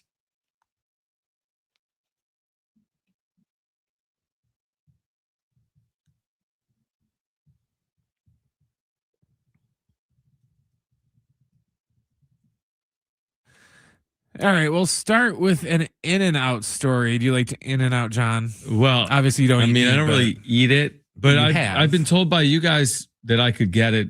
I could get something, right? Yeah, I think they have some vegan stuff there. They have like fries, They have right? like bread. They have bread. Yeah, I like bread. All right, what do you got at In-N-Out? Well, there's been a counterfeit cash scam going on at Southern California In-N-Outs. Really? Most notably, they said up in Long Beach and the Orange County locations. They said they had a couple people that were going in there with large bills and buying like fries and then getting the change for it. But the bills are counterfeit? Yeah, the bills are counterfeit. So then they were pretty much exchanging their counterfeit bills and then getting real bills in change at these In-N-Outs. So. You know what's interesting, Brent? You say that. Like, I've always wondered, and you see the people hold up bills sometimes and they mark it or whatever. I would feel like it would be hard to counterfeit money that literally, if you just gave it to me, I feel like I would just know, because money's so distinct. The paper, the color, the print, the texture, that to counterfeit it, I wonder how close it is. It has to be really close because be. they have like that stamp thing on it. Yeah. That's supposed to like make it harder to kind of like how, or was it baseball that put those little hologram things on the tickets? You weren't supposed to be able to counterfeit them. So, but don't the bills, didn't they used to have like literally in the bills, there like a strip there's in there? like a watermark thing. Yeah. So if they held it up to the black grocery light? store, Yeah. to black light or whatever, they could see if it was fake or not. Interesting. All right. Very interesting. So be careful if you go to In-N-Out, you might get a counterfeit bill until they get that sorted out. But I guess they've arrested at least 2 people and they're facing felony charges for counterfeiting and grand theft. So they might have it sorted out, but it might take them a little bit to get all the other bills like rounded up. But like I said, that's mostly in like the Glendale area and Orange County. So more like Northern California. Interesting. Okay. What else you got? GameStop is reportedly going to close more than 400 U.S. stores here in the next upcoming months, including, some locations here in California. Not real upset about this. Well, what's going on with them? They're just not, because they're not making any money anymore. GameStop is a shell of what it used to be. What it used to be and what is it now? It used to be that you could go in there and trade in your old video games for store credit and stuff, and then get new video games where, if you traded last year's Madden game in, they would give you, $15-$20 for it because it's a year old. And then game. you take the $20, use it for the next $70 game. Yes. So every year, like my annual thing was, I would always trade in the previous year's sports games to get the new year's sports games. Yep. But somewhere around the line, GameStop they got too greedy, and they went from, we'll give you $15-$20 for last year's Madden to we'll give you like $4. And it's, there's a running joke from one of the Star Wars movies about like the quarter portion guy about how, I could literally go into GameStop right now, buy a brand new game for $70 plus tax, take it in there tomorrow morning, $5. They will only give me like $10 for it, but then they will go and put it on the shelf and resell it for $60. So it's kind of like driving a car off a lot, but more extreme. Yes. So like I don't even go to GameStop anymore because that, and lots of people don't. But let me ask you this too. My last point on GameStop. Are people buying games via stores anyway where you can can't you just right now with PlayStation not so or Xbox much buy online? You can buy them digitally. Which is what I do now. But the main reason why I do the digital now is because of the GameStop. One, because I'm lazy, but two, because of the GameStop. I got you. Thing so you would buy a physical copy if you bought it for $70. They gave you $25 on the other side. If I would actually give you $4, forget it. Correct. If I'd actually get some value in return for it, I would still buy the physical games. Makes sense. If they're not going to do that, then screw them. And then finally, we're a little early, but we'll try and do things earlier on Brent's back page opposed to after it's happened. Last week was National Pancake Day. Sorry you missed it. Next Monday, the 19th, is National Popcorn Day. Okay. And all the movie theaters across the country are all doing various popcorn related specials. Any from varying, certain ones, if you're part of their movie pass club or whatever, then you can get a free large popcorn. But the top one is Cinemark movie theaters, which unfortunately I don't think we have one of those in San Diego. I think the closest one would be up in Orange County. Mm-hmm. They're doing a bring your own bucket event for popcorn day. Any size you want. Pretty much they're doing garbage can. They're doing the Slurpee thing that 7-Eleven does, only with popcorn. So, and they want you to get creative so they can put it on their social media. So, you want to go to Target, buy a garbage can, then they'll fill it up with popcorn and you can sit in the movie and eat a garbage can full of movie theater popcorn. A big savings because popcorn's a fortune. Yes. At a movie theater. I mean, how big would you go? Like if you were doing that, if you just say, hey, take advantage of it, like what would you bring? I mean, you don't have to go that crazy. How much popcorn are we really eating? I want to go trash. I want to go recycling the smaller trash cans. Yeah, I do like a smaller trash can. Like a brand new small trash can, like that you like the recycling bins or the trash cans you see in an office. Yeah, I do that because dude, movie theater popcorn is different than you go to the Aztec game and you can get popcorn and it's fine, but it doesn't hit like the movie theater. It's like McDonald's fountain Coke. It's just not. It just doesn't taste as good. So, and I never get popcorn. Why is it? Because it's just like loaded with butter and the way they make it. Like in the I think it's just the way they make it. Yeah. I think it's just the air popper thing at the movie theater just makes it taste better opposed to just cook it in the microwave in a bag. So National Popcorn Day is a week from tonight. Next month. Yep, on the 19th. National championship game. Well, go to the movie theater.